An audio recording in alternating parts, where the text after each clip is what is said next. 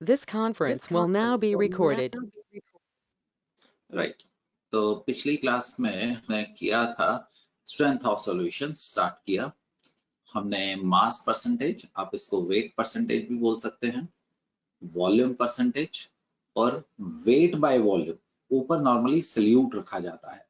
सो अगर percentage by weight है दोनों वेट में है, परसेंटेज बाय वॉल्यूम है दोनों वॉल्यूम में, अगर वेट बाय वॉल्यूम है तो सल्यूट का वेट है और वॉल्यूम का 100 ml होगा। याद रखिएगा सल्यूट और सॉल्वेंट मिला के this is going to be 100 ml होंगे। Mole fraction, number of moles of a component divided by total number of moles. Fractions always adds up to 1. ppm और ppb काफी dilute solution के लिए use किए जाते हैं। The molarity is something which IUPAC recommends. तो आपके साथ आने वाले टाइम में 90% molarity चलेगी। Molarity, it is number of moles per liter of the solution और उसके अंदर सल्यूट और सॉल्वेंट मिला के दोनों का वॉल्यूम है, that has to be taken care. And remember, it is going to be volume of solution in liter लेना है। अगर आपने सीसी में लिया है तो आप उसको कन्वर्ट करो, जितनों में भी वॉल्यूम आता है वो सारी टेम्परेचर के साथ चेंज करती है। So molarity changes with temperature. Number of moles of a solute in a solution in a solution is given by molarity into volume. अगर आप दो सॉल्यूशन को मिक्स करें तो नंबर ऑफ मोल्स एक से नंबर ऑफ मोल्स दूसरे से मिला के बन जाते हैं नंबर ऑफ मोल्स टोटल। अगर आप डाइल्यूट करें तो जितने भी नंबर ऑफ मोल्स आपके पास पहले थे उतने ही तो number of moles of solute बाद में बनेंगे। So this is law of conservation of mass he basically हमने आपको यूज किया है। और सिर्फ मोलैरिटी में नहीं, मोलैलिटी में भी यही वाला फॉर्मूला लगेगा, m1 v1 is equal to m2 v2 या m final v final। Even आज के दिन में आप नॉर्मेलिटी यूज करोगे तो उसमें भी यही फॉर्मूला लगेगा, क्योंकि मास कभी चेंज नहीं होता है। मोल्स, मास, मोलैरिटी, नॉर्मेलिटी बेसिकली इंडिकेट एक ही चीज को करते हैं, सिर्फ देखने का नजरिया बदल जाता है। मोलैलिटी में हमने टेम्परेचर डिपेंडेंस को हटाने के लिए यहाँ पे weight of solvent in KG लिया था, वहां पे वॉल्यूम ऑफ सॉल्यूशन था, यहाँ पे अकेला वेट ऑफ सॉल्वेंट है। इसकी खास बात ये थी कि ये टेम्परेचर इंडिपेंडेंट होता है। The formality was used for ionic compounds, ditto same molarity है, बट सिर्फ कभी कभार नॉट ऑलवेज हम फॉर्मेलिटी यूज करते हैं as compare to molarity, because ionic compound does not represent a distinct unit. NaCl जब हम आपको फॉर्मूला बताते हैं हम रेशियो बताते हैं 100 सोडियम के पीछे 100 क्लोराइड आयन है, हम आपको एक NaCl को आइसोलेट करके नहीं दे सकते हैं। Few questions were discussed. I hope everybody has done it. किसी को कोई दिक्कत क्लियर है? कोई क्वेश्चन महक ना आया हो जैन तो आप पूछ सकते हैं। पूरी, is it clear? All question has right? तृप्ति, वंशिका, तो मैं अज्यूम करता हूं कि आप मुझे हाँ कर रहे हैं, तो इसका मतलब आपने ये सारे के सारे क्वेश्चंस कर लिए हैं जो भी आपको ये क्वेश्चन दिए गए थे। आपको which of the following has the same concentration, आपको इसको भी ऐसे करना था, इसको मोलैरिटी में करना। वो बेटे बोलेगा तभी पता लगेगा ना, वो क्वेश्चन कौन सा था, कोई नंबर।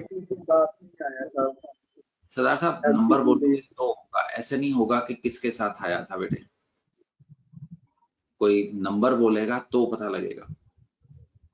सर तो इन क्वेश्चन में 1 2 में से इससे पहले था, वो मुझे वो पहले नहीं, नंबर नोट करके रख बेटे, नंबर बता मुझे, मैं तो बता पाऊंगा। इससे पहले था वो सारी स्लाइड्स नहीं खोल पाएंगे ना दोस्त, तो मैंने इसीलिए अपलोड किया था। चल कोई नहीं, अब खुद करेगा, तो नंबर नोट कर लेना अगली बारी ना, तो पेज नंबर हो तभी तो आ गया था, आपकी ऑप्शन में डाउट था बेटे। क्वेश्चन बोलेगा तो पता लगेगा ना, उसका क्या मतलब है, कौन सा क्वेश्चन, क्वेश्चन नंबर बोल। सर कोबाल्ट वाला था, कोबाल्ट वाला वो तो पहला ही था, वो ऑब्जेक्टिव में नहीं किया, तो उसको एक बार दोबारा सॉल्व करके देख लेना। कोबाल्ट नाइट्रेट मैंने अपलोड नहीं किए, ठीक है, तो उसको दोबारा सॉल्व कर लेना, उसकी ऑप्शन की नहीं, अपने जो भी आपका ट्रुथफुली आए आप उसको ध्यान कीजिएगा। अब मेरे पास ऐसा कोई क्वेश्चन नहीं है तो राजा मैं अभी कमेंट नहीं कर पाऊंगा, ठीक है सर। तो अपनी ज्यादा अच्छी हो तो कैलकुलेशन सॉल्व करके मुझे भेज देना, तो मैं वहां से देख सकता हूँ दोस्त। सो बेटे लेट्स मूव फॉरवर्ड। तो हम आज एक कॉन्सेप्ट लेके आए हैं इक्विवेलेंट वेट। ये इक्विवेलेंट वेट एज सच आपके स्कूल के सिलेबस में नहीं है, और ये थोड़ा सा इमेजिन करना पड़ेगा, सोचना पड़ेगा। टॉपिक बहुत ज्यादा आसान बट सोच वाला है बेटे। चलो सिंह तुम्हारे से ही शुरू करते हैं। The equivalent mass of a substance is defined as number of parts by mass of a substance which combines with or displaces directly or indirectly 1 gram of hydrogen or 35.5 gram of chlorine और 8 gram of oxygen. अभी थोड़ी देर में समझ आ जाएगा क्या कह रहा हूं। 9 gram of aluminium and so on. किसी भी चीज का वो वेट जो इनमें से किसी के साथ भी कंबाइन करता है या डिस्प्लेस होता है, ये थ्योरी है। बलविंदर इस क्वेश्चन को बेटे प्रॉब्लम से सॉल्व करते हैं। फॉर एग्जाम्पल ये क्वेश्चन देख बलविंदर, आपके पास 2 ग्राम हाइड्रोजन 1 ग्राम क्लोरीन से मिले। स्टेटमेंट समझ पा रहा है बेटे? तो हाइड्रोजन और क्लोरीन की रेशियो 2 ग्राम कितने से मिल रहा है? 71 ग्राम। 71 ग्राम। तो दोबारा डेफिनेशन देख बेटे, मैंने क्या कहा था, 1 ग्राम हाइड्रोजन के साथ जितनी भी chlorine, oxygen, nitrogen whatever it is combine करेगी या डिस्प्लेस करेगी, वो सामने वाले का इक्विवेलेंट वेट होगा। हाइड्रोजन के 1 ग्राम के साथ 35.5 ग्राम क्लोरीन रिएक्ट नहीं करेगी। This will be the equivalent weight of chlorine होगा। दोबारा देख बेटे, मान ले सरदार जी हमने आपको FeCl2 दिया है, तो इस 1 मोल के अंदर 71 ग्राम क्लोरीन कितने आयरन के साथ कंबाइन कर रहा है? 56 ग्राम के साथ। और अगर क्लोरीन लेना है तो रेफरेंस स्टैंडर्ड क्या लेगा राजा? 35.5 ग्राम। तो 35.5 ग्राम के साथ कितना आयरन कंबाइन करेगा, वो आयरन का क्या होगा? इक्विवेलेंट वेट होगा। 3-4 केसेस देखिए। पूरी तुम देख रहे हो, इस क्वेश्चन को देख पूरी। मैग्नीशियम एंड ऑक्सीजन, मान ले अब की बार आप रेफरेंस स्टैंडर्ड ऑक्सीजन को बनाते हैं बेटे। ऑक्सीजन और मैग्नीशियम में अगर 32 ग्राम ऑक्सीजन है तो मैग्नीशियम यस बेटे कितने के साथ कंबाइन कर रहा है? 48 ग्राम, राइट। ऑक्सीजन को जब देखना है तो कितना लेगा? 8 ग्राम लेगा।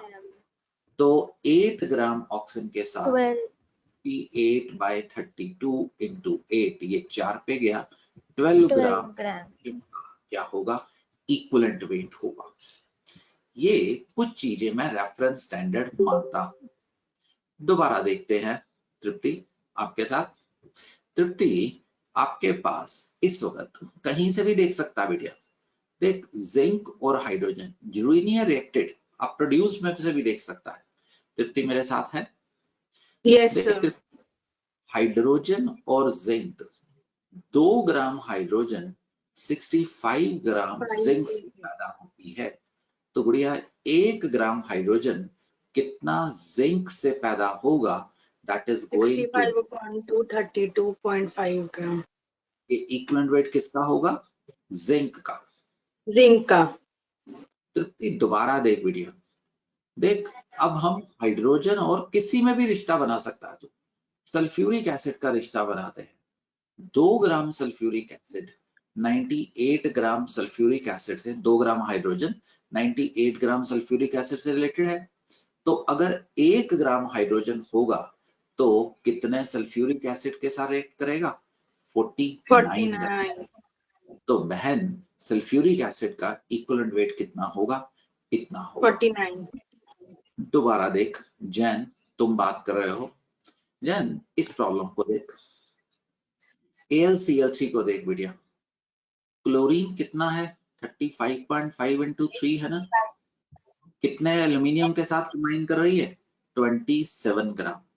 अब मैं ये अज्यूम करता हूं तुम्हें कॉमन एलिमेंट के मासेस आते हैं, क्लोरीन 35.5 है, एल्यूमिनियम ये है, तो बेटिया अगर क्लोरीन को स्टैंडर्ड बनाना है तो 35.5 ग्राम 27.3 यानी कि 9 ग्राम एल्यूमिनियम से कंबाइन करेगा। यस अब सर।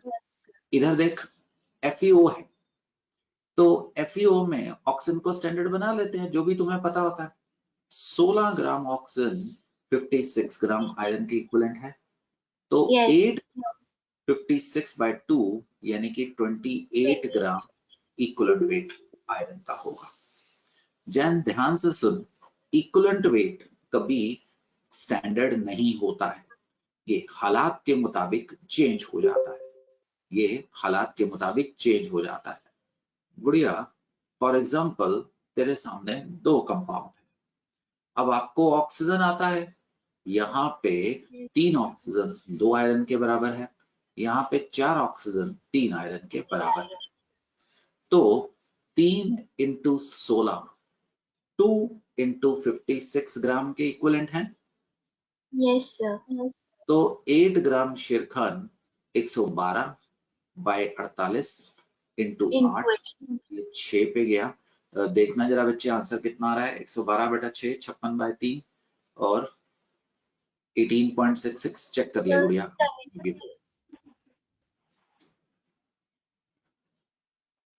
निखिल एक बार कैलकुलेट, इतना ही आ रहा है। ये इक्विवेलेंट वेट किसका आया है, आयरन का इन Fe2O। अब इधर देख 4 into 16 3 into 56 ग्राम के साथ कंबाइन करता, Yes sir.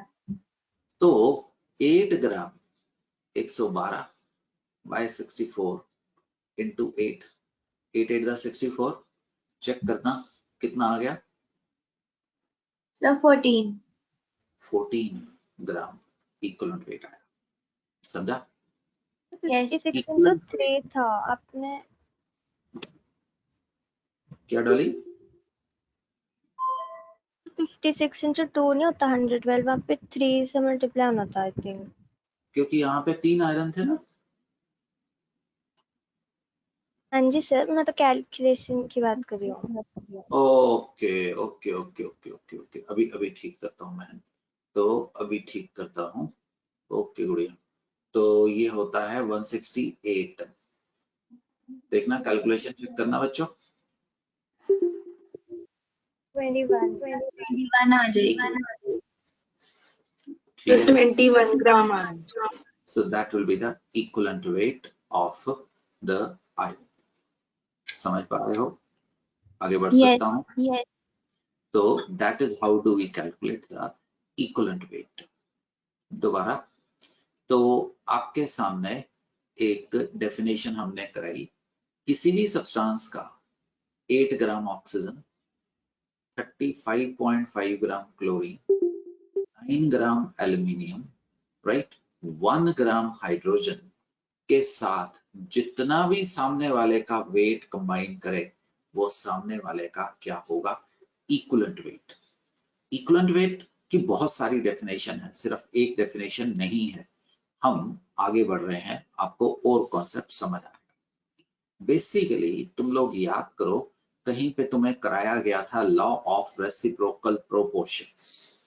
Law of reciprocal proportion में मैंने कहा था कि अभी मैंने सिर्फ एक ही डेफिनेशन दी है, हम उसको लॉ ऑफ इक्विवेलेंट या लॉ ऑफ रेसिप्रोकल प्रोपोर्शन भी, रेसिप्रोकल प्रोपोर्शंस भी कह सकते हैं। ये कहता है दुनिया का जब भी कोई भी रिएक्शन होगा, यस जब भी कोई भी रिएक्शन होगा तो इसके इक्विवेलेंट बराबर होंगे। Equivalents of A equivalents of B, equivalents of C, equivalent of D बराबर होगा, मतलब ए और बी के बराबर इक्वलेंट ही रिएक्ट करेंगे और सी और डी के बराबर इक्वलेंट्स ही पैदा होंगे और बी के जितने रिएक्ट करेंगे उतने ही इक्वलेंट सी के प्रोड्यूस होंगे। आपको अभी इसमें कंफ्यूजन आना चाहिए क्योंकि अभी मेरी कहानी पूरी नहीं हुई है। तो मैं अगली चीज इंट्रोड्यूस करता हूं, ग्राम इक्वलेंट्स। ग्राम इक्वलेंट को सिंपली इक्वलेंट्स भी बोलो चलेगा। थोड़े समय पहले आप लोगों को एक ग्राम एटॉमिक मास या ग्राम मॉलिक्यूलर मास कराया गया था। बेसिकली ये किसके बराबर था? एक मोल के बराबर। सरदार ये किसके बराबर होता था Nikhil? This is mole is mass, yes बेटे, गिवन बाय क्या आता था? Molar mass. डिट्टो सिमिलरली हम इंट्रोड्यूस करते हैं इक्वलेंट्स और ग्राम इक्वलेंट्स, वो एक ही चीज है। This is mass in gram by equivalent mass के बराबर है। एक चीज आपने देखी मोल, एक चीज आप देख रहे हैं ग्राम इक्वलेंट्स और सिंपली इक्वलेंट। दोनों में अंतर क्या है? डिनोमिनेटर में देखो, यहाँ पे इक्वलेंट मास है और वहां पे बच्चों क्या है? द मोलर मास है। द मोलर मास, ये अंतर है। तुम ये पूरी जरा आगे आ जाओगे और मेरे साथ मिलके गुड़िया एक काम करते हैं, वही जो पीछे सिखाया था उसको दोबारा दिखा रहा हूं। सपोज बेटिया आयरन के साथ ऑक्सीजन कंबाइन करता है और मिला के बनाता है क्या चीज? FeO। इसमें पहले स्टेप में आप मुझे किसी का भी, लेट इट बी ऑक्सीजन का इक्विवेलेंट वेट निकालते हैं। ऑक्सीजन और आयरन में ये रिश्ता है बढ़िया। इसका 16 ग्राम इसके 56 ग्राम से कंबाइन कर रहा है। तो इसका 8 ग्राम इसके 28 ग्राम के बराबर होगा। ये इसका क्या आ गया है? Equivalent weight. इसका क्या था? एक इक्विवेलेंट वेट। अब मैं यहाँ पे इक्विवेलेंट्स लिखता हूं आयरन के। आपको याद है ना इक्विवेलेंट वेट कैसे निकाला था? W/E। आयरन के इस इक्वेशन में कितने इक्विवेलेंट्स दिए गए हैं, कितने ग्राम दिए गए हैं? 56 ग्राम। 56 ग्राम। इक्विवेलेंट वेट मता कितना निकाला था तूने? 28 ग्राम। तो आयरन के कितने इक्विवेलेंट्स दिख रहे हैं गुड़िया? 2। और ऑक्सीजन का वेट इस इक्वेशन में कितना है? 16। और इसके कितने इक्विवेलेंट दिए गए हैं? 2। That is the law of reciprocal proportion. Moles भरे ही डिफरेंट हो बट इक्विवेलेंट्स पूरी सदा सेम होंगे। इक्विवेलेंट्स हमेशा सेम होंगे, जोन सा मर्जी रिएक्शन कर ले, जोन सा मर्जी रिएक्शन कर ले। एक बार दोबारा करते हैं Tripti. Let it be Tripti iron और डेड क्लोरीन के साथ मिलके डॉली FeCl3 बनाते हैं। तो गुड़िया अब तेरे को क्लोरीन का रेफरेंस स्टैंडर्ड पता है? यहाँ पे डेड क्लोरीन एक आयरन के साथ रिएक्ट कर रही है, तो 1.5 into 71 ग्राम 56 ग्राम के इक्विवेलेंट है। Yes sir. कैलकुलेशन आप चेक करते रहना बेटिया। 35.5 ग्राम बेटा प्लीज कैलकुलेशन चेक रखना, इंटू 71 इंटू 35.5, ये 2 पे गया और ये 18.66 आ गया। कैलकुलेशन चेक करते रहना, मेरे से भी गलती हो सकती है। 18/3 किया ना, तो 18 into 3 54 था, ऊपर 2 को भी मैंने 3 से बांट दिया। अब बहन इसका वेट कितना है? 56। इसका वेट कितना है गुड़िया? Sir 1.5 into 71। इसका इक्विवेलेंट वेट आपने कितना निकाला? 18.66। इसका इक्विवेलेंट वेट कितना निकाला? 35.5। दोनों के इक्विवेलेंट्स कितने आ गए? 3। This is a law of reciprocal proportions.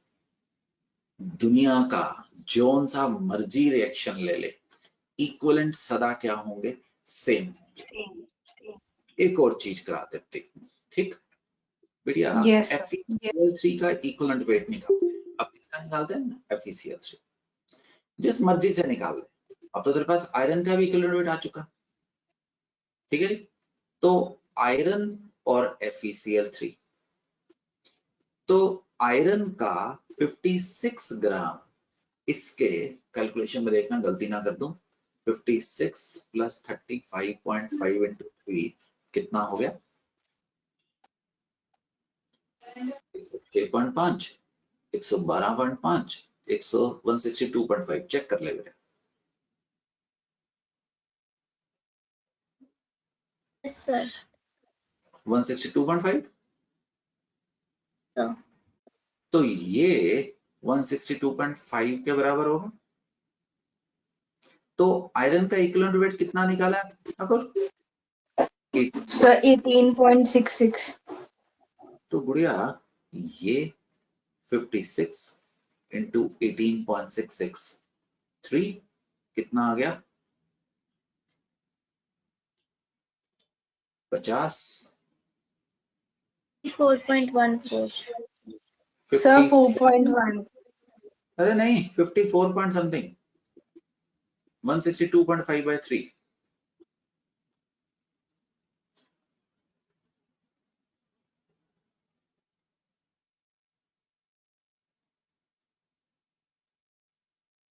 Sir, 54.16 है।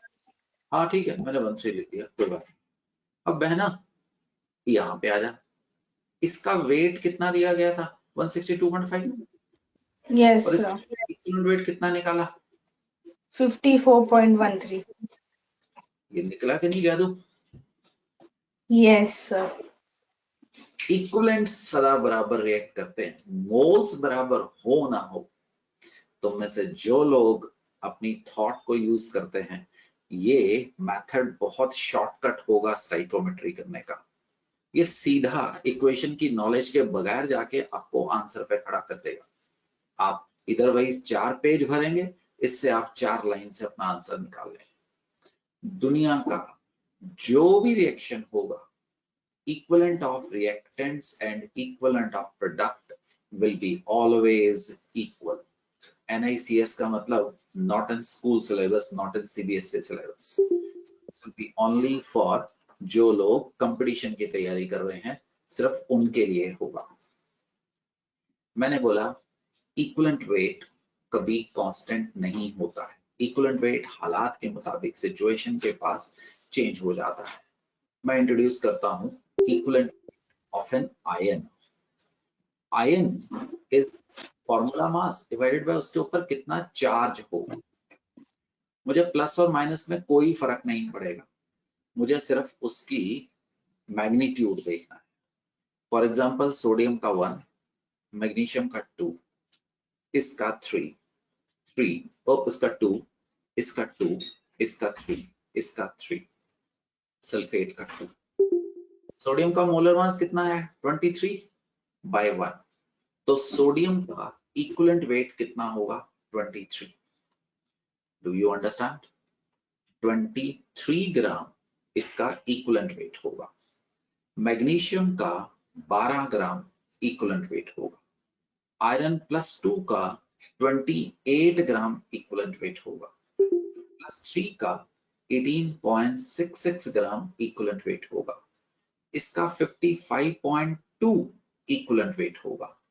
55/3, इसका 95/3, इसका 96/2, 46 ग्राम इक्विवेलेंट वेट होगा। So Nikhil equivalent weight of the ion कैसे निकाल रहा है दोस्त? The formula weight divided by charge the valency. मुझे इसका इक्विवेलेंट वेट बताओ।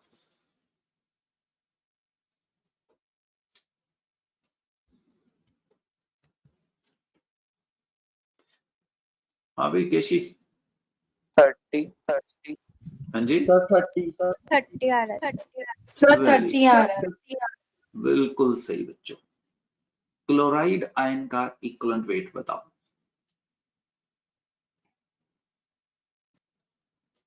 Sir, 35.5. 35.5. So 35.5.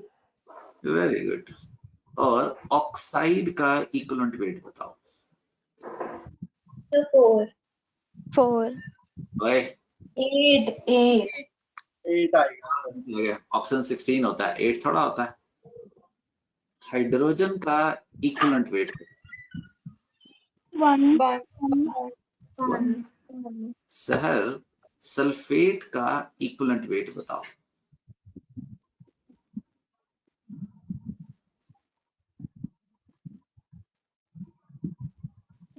Sir, 48. Very good. अब सरदार साहब एक चीज समझो, एक equivalent of any substance will be equal to, combine करेगा, रिएक्ट करेगा, प्रोड्यूस होगा, डिस्प्लेस करेगा, one equivalent weight of any substance. ये बोलता है बेटे रेसिप्रोकल प्रोपोर्शंस, ये नेचुरल लॉ है। अब आपको समझ आया? 1 ग्राम हाइड्रोजन जितने के साथ भी कंबाइन करेगा वो सामने वाले का क्या होगा? Equivalent wait. क्योंकि 1 ग्राम जो हाइड्रोजन का वेट है वो उसका इक्विवेलेंट वेट है। 8 ग्राम ऑक्सीजन सामने वाले के कितने के साथ कंबाइन करेगी? एक इक्विवेलेंट वेट के बराबर। भगवान ने जैसे कुछ रखा हुआ है, एक चीज एक के साथ, एक चीज एक के साथ, तो वो एक चीज उसने मोल्स नहीं रखे, वो उसने क्या चीज रखी है? इक्विवेलेंट रखा है। ठाकुर समझ पा रहा है बेटिया? ये इंटेलिजेंस चल रही है इधर। 35.5 ग्राम क्लोरीन, क्लोरीन का एक इक्विवेलेंट वेट है ना। सामने वाले का जो मर्जी भूत प्रेत आ जाएगा वो उसका क्या होगा? इक्विवेलेंट वेट होगा। Equivalent weight. Law my dear friends, समझो, ये आपके कॉन्सेप्ट्स को बहुत ज्यादा छोटा कर देगा। इक्विवेलेंट वेट ऑफ एसिड्स, मैंने बोला इक्विवेलेंट वेट हालात के मुताबिक चेंज होते हैं, इक्विवेलेंट वेट कभी कांस्टेंट नहीं होते हैं। एसिड्स पहले नंबर पे लेके आ रहा हूं।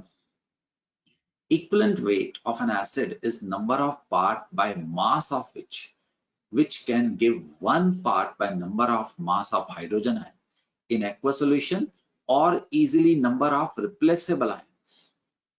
वो डेफिनेशन तो किताबी ऐसी होती है, तुम सिर्फ ये देखो, एसिड का equivalent mass is molecular mass by basicity. What is basicity? It is number of H ions which an acid can give in aqueous solution, right? Aqueous solution. जन यहां आ जा बेटे, ठीक जन? जन HCl के अंदर कितने प्रोटॉन हैं? So 1. तो इसका इक्विवेलेंट मास 36.5 by 1 होएगा। सल्फ्यूरिक एसिड में कितने प्रोटॉन हैं? 2। तो इसका equivalent mass molar mass bye 2 होगा। फास्फोरिक एसिड में डली कितने प्रोटॉन हैं? 3। तो इसका मोलर मास बहना कितना होगा? 3 होगा। समझ पा रहे हैं? What is basicity? What is basicity?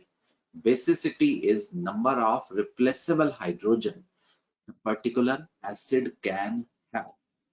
देखते हैं, सबके लिए क्वेश्चन है, नाइट्रिक एसिड का इक्विवेलेंट मास कितना है?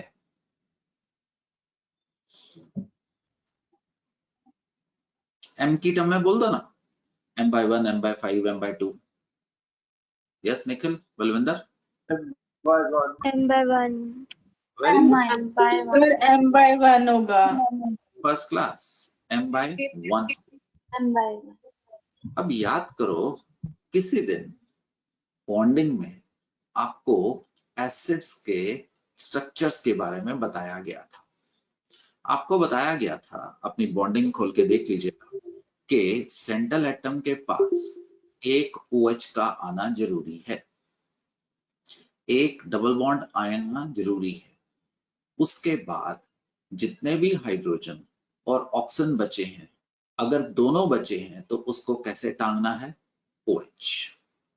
फिर अगर अकेला H बचा है तो उसको ये टांगना है। तो बच्चों, इसमें से बेसिसिटी कितनी पकड़ पा रहे हो? Sir, 2. 2. क्योंकि ऑक्सीजन इतना इलेक्ट्रोनेगेटिव है जो कि हाइड्रोजन में से इलेक्ट्रॉन निकाल लेगा। फास्फोरस की इलेक्ट्रोनेगेटिविटी इतनी नहीं है कि वो H+ दे सकता है। तो इसका इक्विवेलेंट वेट इज m/2 होगा। अगर तुम्हारी नॉलेज नहीं थी तो आप इसका आंसर नहीं दे पाएंगे। समझ पा रहे हो? फॉर एग्जाम्पल, आपको पता होना चाहिए, आपको बॉन्डिंग में करवाया गया था, अगर ये सल्फर है, एक OH का आना जरूरी है, एक डबल बॉन्ड, अब बचा है एक OH। इक्विवेलेंट मास m/ क्या होगा बेटे? 2 होगा। M/2. Right Thakur, oxalic acid एक अपना रेफरेंस स्टैंडर्ड है, right? It's a reference standard in the laboratory. Reference standard है, जैसे आप में से कोई बच्चा बहुत अच्छा काम करता है तो मैं उसको बस एक रेफरेंस स्टैंडर्ड मान लेता हूँ। मैं किसी को भी एग्जांपल देता हूँ, देखो भाई वो बच्चा एक रेफरेंस स्टैंडर्ड है, वो कभी गलत नहीं करेगा। तो ऐसे ही बेटिया ऑक्सैलिक एसिड एक रेफरेंस स्टैंडर्ड है। अब वो है तो है, मैं भी क्या करूं और आप भी क्या करें, उसका स्वभाव ऐसा है। और oxalic acid is always associated with 2 water molecule. Oxalic acid में ठाकुर 2 रिप्लेसेबल हाइड्रोजन हैं बेटे। अगर तुमने इसका इक्विवेलेंट वेट निकाला, इसका मोलर मास 90 है गुड़िया, by 2 आपका क्वेश्चन गलत हो जाएगा। क्यों गलत होगा? क्योंकि आपको दिमाग में रखना है ये सदा 2 वाटर के साथ जुड़ा हुआ है।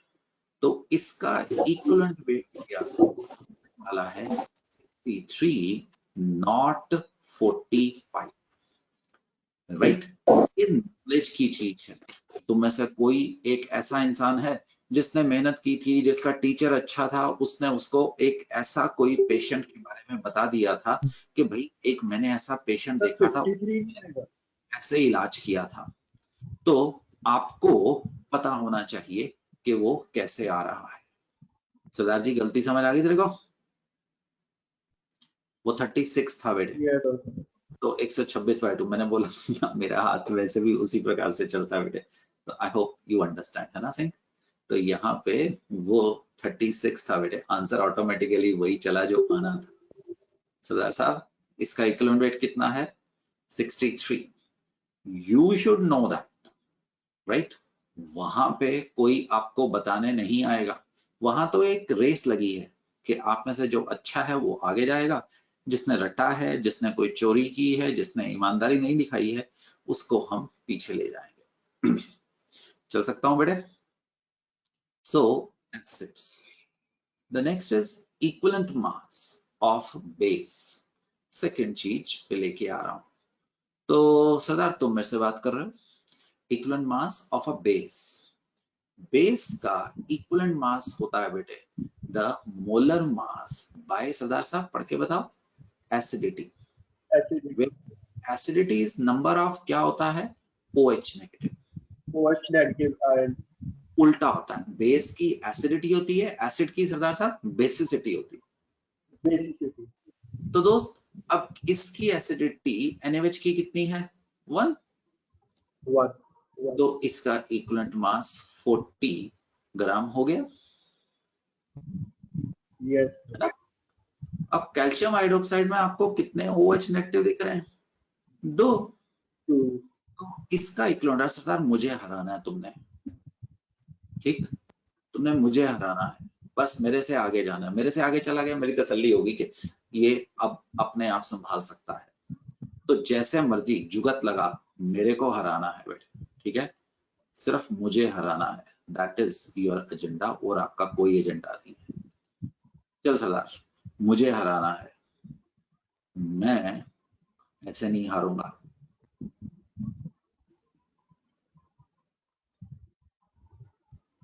और मैं गलत भी हो सकता हूं। एल्यूमिनियम का वेट कितना होता है? 27। OH नेगेटिव 17 इंटू 3 51, 51 पर 27 कितना हो गया? 78। सरदार मुझे हारना है, इसको मन में तोड़। अगर 75 होता 25 पे जाता, 3/3 कितना आ जाता? Very good, 26. समझा? 26. तो आपको डिसीजन लेना है। हम equivalent weight of the salts में जाने वाले हैं। तीसरी चीज, सॉल्ट्स क्या होते हैं? एसिड प्लस बेस को मिला के सॉल्ट मिलता है। Equivalent mass of a salt is molar mass divided by total valency of metal. Total valency of metal मतलब मेटल के ऊपर कितना चार्ज है। फॉर एग्जाम्पल ये महक आप देखो, सोडियम क्लोराइड, मेटल के ऊपर बिटिया कितना चार्ज है? 1। तो इसका इक्विवेलेंट वेट m/1 होगा। अब महक सोडियम सल्फेट देख लिया, एक सोडियम के ऊपर एक चार्ज होता है ना, यहाँ पे तेरे पास 2 सोडियम है, तो गुड़िया 1 into क्या हो जाएगा? 2 हो जाएगा। अगर आपके पास Al2SO4 थ्राइस है, तो इसका इक्विवेलेंट वेट जितना भी मोलर मास एल्यूमिनियम सल्फेट का होगा, एक एल्यूमिनियम के ऊपर महक कितना चार्ज होता है? +3। तो 3 into 2 m/6 6 हो जाएगा। अगर आपके पास AlCl3 होता, बोलो बोलो बोलो बोलो, divided by 3. m/1 3 3 भाई और बहनों, 3। समझा? दोबारा देखो क्या कह रहा हूं। हमारे पास सोडियम क्लोराइड है, राइट?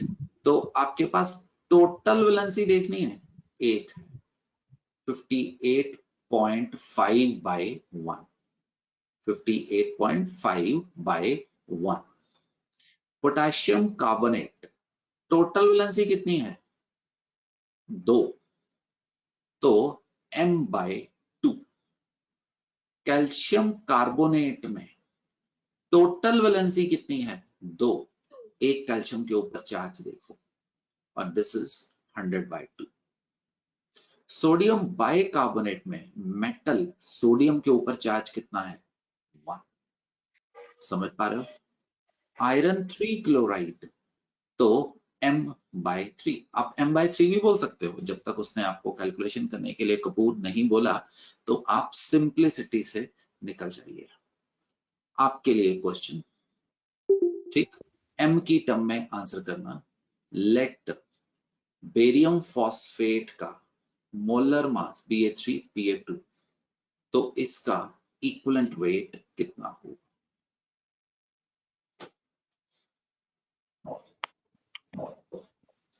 Sir, m/3. मुस्कान m/6 करें, सहर करें। m/6 होगा। क्यों सरदार? बेरियम के ऊपर कितना चार्ज था मेरे दोस्त? Plus होता है, plus. +2 होता है। तुम्हें कैसे पता लगा? Group second check. ग्रुप। तो कितने बेरियम थे? 3 बेरियम थे, तो 3 into 2। समझा? इस प्रकार से आपने चार्जेस निकालने हैं। और याद रखना, किसी भी कंपाउंड में सहर सैनी पॉजिटिव और नेगेटिव चार्जेस तो गुड़िया क्या होते हैं? सेम ही होते हैं, तो उसमें कोई अंतर नहीं पड़ने वाला है। समझ आएगा? चार्जेस पॉजिटिव दे लो नेगेटिव दे लो, वो तो दोनों बराबर ही होने। बेटा एक चीज समझ, सैनी तुम मेरे साथ हो। सैनी एक बेसिक कॉन्सेप्ट, ऑक्सीडेशन एंड गुड़िया रिडक्शन। ऑक्सीडेशन की एक डेफिनेशन होती है लॉस ऑफ इलेक्ट्रॉन। एल्यूमिनियम, अगर एल्यूमिनियम +3 में जाए तो वो ऑक्सीडाइज हो रहा है। रिडक्शन की पहली डेफिनेशन होती थी गेन ऑफ इलेक्ट्रॉन्स। ऐसे ही बोला बेटा, कुछ सोच नहीं रहा हूं, जो मन में विचार आ रहा है वो बोल रहा हूं। इस वक्त जिंक आयन क्या हो रहा है डॉली? रिड्यूस हो रहा है। समझ गया? दूसरी ऑक्सीडेशन, O से ऑक्सीजन, O से ऑक्सीडेशन, गेन ऑफ ऑक्सीजन और गेन ऑफ अपने से ज्यादा इलेक्ट्रोनेगेटिव एलिमेंट। एक्स नॉर्मली आपको हैलोजेंस डिनोट करते हैं, क्लोरीन, क्लोरीन, ब्रोमीन को इंडिकेट करते हैं। फॉर एग्जाम्पल, अगर कार्बन गेन करे ऑक्सीजन तो वो क्या कहलाएगा? Oxidation. Oxidation. For example, CH3 CHO किसी तरीके से CCl3 CHO में जाएगा, उसको क्या कहेगा? ऑक्सीडेशन। Oxidation. दूसरा, रिडक्शन इज उल्टा, लॉस ऑफ ऑक्सीजन और हैलोजन या मोर इलेक्ट्रोनेगेटिव एलिमेंट। किसी तरीके से मैं एसिटिक एसिड को ईथेन में कन्वर्ट कर दूं, रिडक्शन, राइट? सदा तुमने रिएक्शन नहीं याद करना है तृप्ति, तुम सिर्फ रिएक्टेंट और प्रोडक्ट में बढ़िया फर्क देखो। मैं क्लोरोमीथेन को मीथेन में कन्वर्ट कर दूं तो ठाकुर क्या हुआ? हैलोजन का लॉस हुआ, रिडक्शन हुआ। जैन समझ पा रहा पुत्र? जैन, बस तुम्हें पता ही नहीं लगता कि कैसे कैसे इंपॉर्टेंट चीजें गुड़िया आती रहती हैं। तीसरी डेफिनेशन, दिस इज बेटा लॉस ऑफ हाइड्रोजन और मोर इलेक्ट्रोपॉजिटिव एलिमेंट। गुड़िया तू कहीं पे भी देख ले, loss of hydrogen CH3, right? CH3 को अगर मैं किसी तरीके से भाड़ में गया, कैसे तरीके से अगर इसमें कन्वर्ट करूं तो इसने हाइड्रोजन को लॉस नहीं किया। Yes, एक sir. एक OH नेगेटिव, अगर तुम्हें कोई कंफ्यूजन है तो मैं यहाँ पे Cl लगा देता हूँ, हालांकि वो भी बिल्कुल 100%। और इधर बेटिया ये ऊपर लॉस था ना, और इधर लॉस था तो इधर क्या आ गया? Gain of hydrogen. Gain of hydrogen. जो ऊपर केस लिखे हुए थे वही तो ये इधर आ जाएंगे, ठीक है? ये फंडामेंटल्स बनने शुरू हो गए। तो तृप्ति तुमने कुछ बोला गुड़िया, तेरे को समझ आ गया? Yes, sir, आ गया. पक्का? Yes, इसको sir. सिर्फ कॉपी नहीं करना, कॉपी आम इंसान करेगा। तुम्हारे जैसा खास इंसान जब लिख लेगा, बैठेगा, सोचेगा, राइट? इट इज अनलाइक आपकी 9th 10th 8th कि आप चेपो आगे चल जाना। गुड़िया तेरे को सोचना है इसको, है ना? और जितनी भी मेरी लड़कियां हो, तुम्हारे पास आवाज मेरी सुन रही पहुंच है, आपने 4 गुना 6 गुना काम करना है, क्योंकि जिस दिन आप समाज में पावरफुल हुए तो मेरा समाज, मेरा देश तो अपने आप ही ठीक हो जाएगा। तो तुम में से हमें IPS ऑफिसर चाहिए, तुम में से हमें यूनिवर्सिटी के चांसलर चाहिए, तुम में से हमें देश के प्रधानमंत्री चाहिए, तो तुम में से हमें अच्छे अच्छे बंदे चाहिए। लड़कों में से भी चाहिए, बट आप सोच के देखो ना, अगर आपकी माँ खुश है, वो पावरफुल है, आपकी बहन खुश है और पावरफुल है, तो हम तो सुखी हैं ही हैं। तो तृप्ति, जो मैंने बोला है इस बात को भी समझना, और तेरे ऊपर डबल रिस्पॉन्सिबिलिटी है जैन, ठीक है जी? ऑक्सीडाइजिंग एजेंट गुड़िया, तृप्ति इसको क्या बोलते हैं? Oxy oxidant. और इसको बहना रिड्यूसिंग एजेंट। अगली चीज आ रही है, इसको मैं RA बोलूंगा पूरी केमिस्ट्री में, इसको मैं OA बोलूंगा, और बहन इसको क्या बोलूंगा? रिडक्टेंट। Reductant. ठीक? जब कोई इंपॉर्टेंट चीज आती है ना, जैसे ऐसी इंपॉर्टेंट चीज, जब इसको कॉपी करते हो तो आप उसको थोड़ी सी साफ हैंडराइटिंग से किया करो, मतलब भावना फर्क पड़ती है कि आप किसी चीज को इज्जत दे रहे हो। तो इनको इज्जत दो, ताकि जब आप पढ़ रहे होंगे आपको पता लग जाएगा आपने यहाँ पे थोड़ा जोर लगाया था। तो अब आप इसको थोड़ा सा साफ सुथरा लिख रहे हो तो आपकी स्पीड स्लो हो जाएगी। मुझे उससे क्या फायदा होगा? वो तुम्हारे दिमाग में रिटेन ज्यादा हो रहा है। तो बढ़िया, ऑक्सीडाइजिंग एजेंट कॉजेस ऑक्सीडेशन, और रिड्यूसिंग एजेंट बहना Causes reduction. रिडक्शन। अरे ये चीज के ऊपर ज्यादा ध्यान करो जो मैं अब लिखने वाला हूँ, सारी इंपॉर्टेंट तो है ही है। कॉजेज ऑक्सीडेशन मतलब सामने वाले को इलेक्ट्रॉन लूज करवाएगा, है ना? तो इसका मतलब ये खुद इलेक्ट्रॉन को गेन करेगा, themselves get। अरे ये क्या लिख दिया पूरी? रिड्यूस्ड, ये themselves gets, हाँ बेटिया, Oxidized. Oxidized. देखो ना, ऑक्सीडेशन समझो, ऑक्सीडेशन है क्या? इजी लैंग्वेज में, इलेक्ट्रॉन्स का दान। दान समझ पा रहे हो? Donation, right? अगर डोनेट करने वाला है तो कोई एक्सेप्ट करने वाला भी तो होगा। अगर कोई डोनेट करना चाहता है, कोई एक्सेप्ट करने वाला ही नहीं है, तो वो कहां से डोनेट कर पाएगा? तुम मंदिर लेके चले जाते हो कि आज मैं लोगों को खाना खिला के आऊंगी, तुम खूब सारा खाना बना के चल जाओ, वहां पे कोई था ही नहीं, तो क्या तुम दान कर पाओगे? नो। तुम इलेक्ट्रॉन लूज करने के लिए तैयार बैठे हो, सामने कोई इलेक्ट्रॉन गेन करने के लिए है ही नहीं, तो प्रोसेस ही नहीं होगी। अब दूसरी तरफ what is reduction? Gain of electron. तुम खाना खाने के लिए तो तैयार बैठे हो, घर में आटा दाल कोई केक वगैरह जो भी आप खाना चाहते हो वो है ही नहीं, तो क्या आप वो चीज खा पाओगे? नो। सामने कोई चीज होनी भी तो चाहिए ना जो तुम्हें दे, ये कुदरती साइकिल है, लॉस और गेन, एनर्जी आना और जाना, ये तो चलता है। इलेक्ट्रॉन का जाना होगा तभी तो इलेक्ट्रॉन आएगा। आपके घर में जो बिजली आ रही है, आप क्या वैसी बिजली आ रही है? नो। अगर आपकी तरफ इलेक्ट्रॉन आ रहे हैं तो पीछे से कोई इलेक्ट्रॉन को पैदा भी तो कर रहा है, सिंपल सी बात है।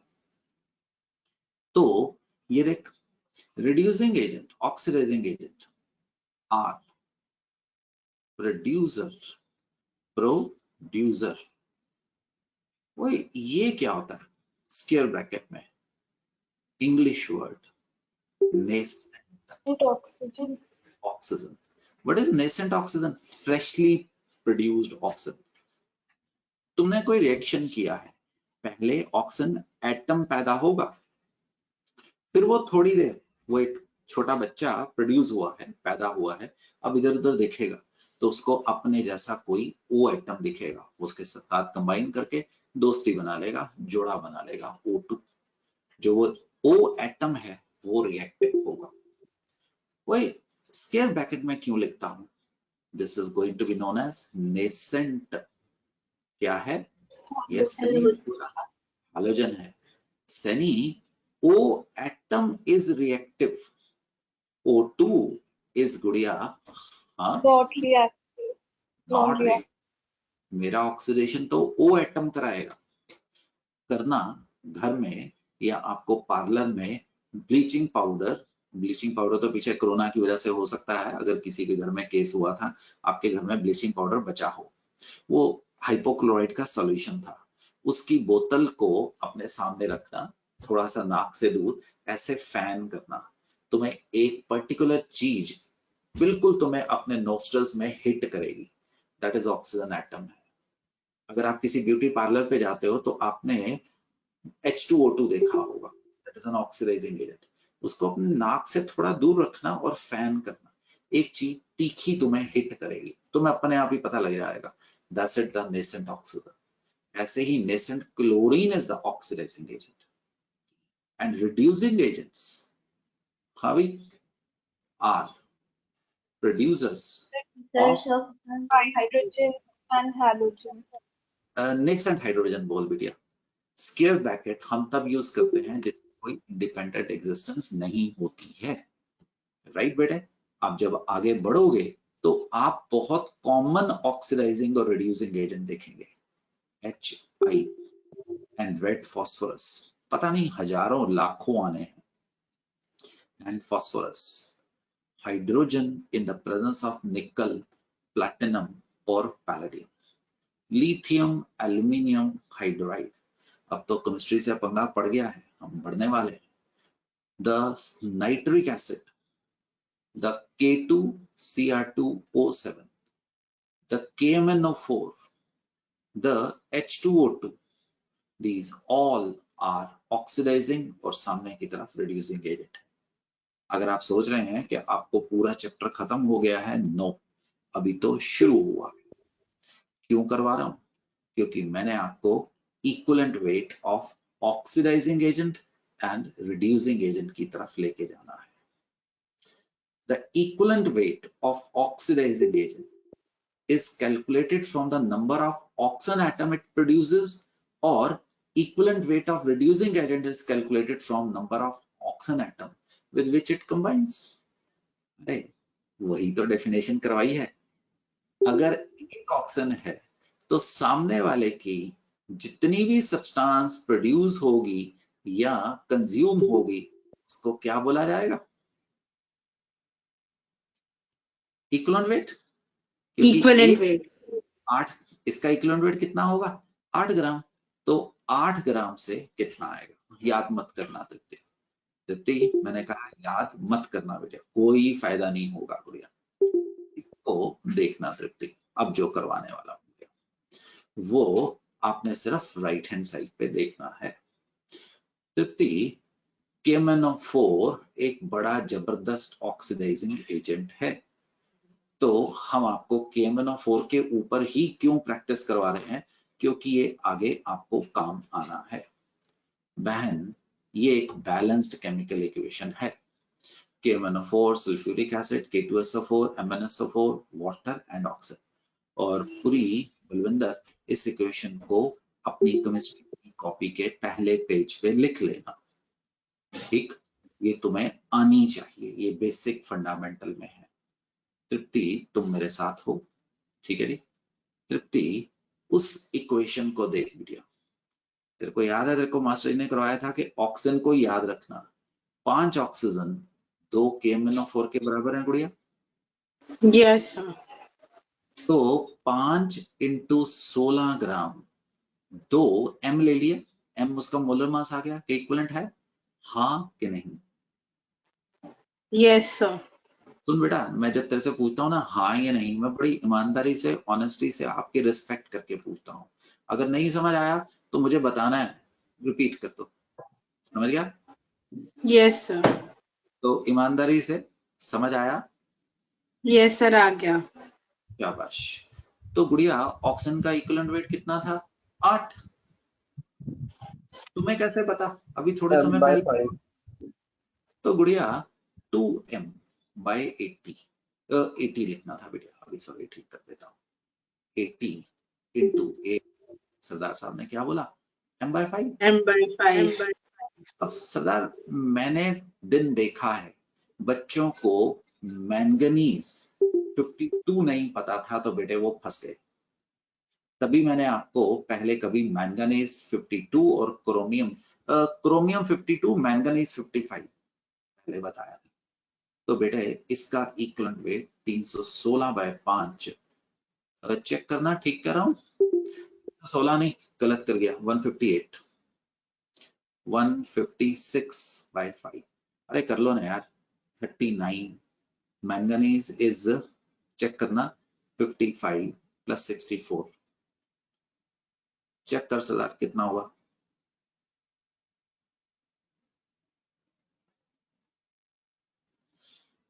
कितने चेक कर ले बेटिया? 152 के 158? 158. 148 तो 158 आएगा. 158 आएगा। तो कितना हुआ बेटिया? 31.6 ग्राम। समझा? इस एग्जाम्पल में इक्विवेलेंट वेट कितना हुआ? 31.6। दोबारा देख। तो पूरी तुमने कुछ बोला, अब दोबारा आ जा।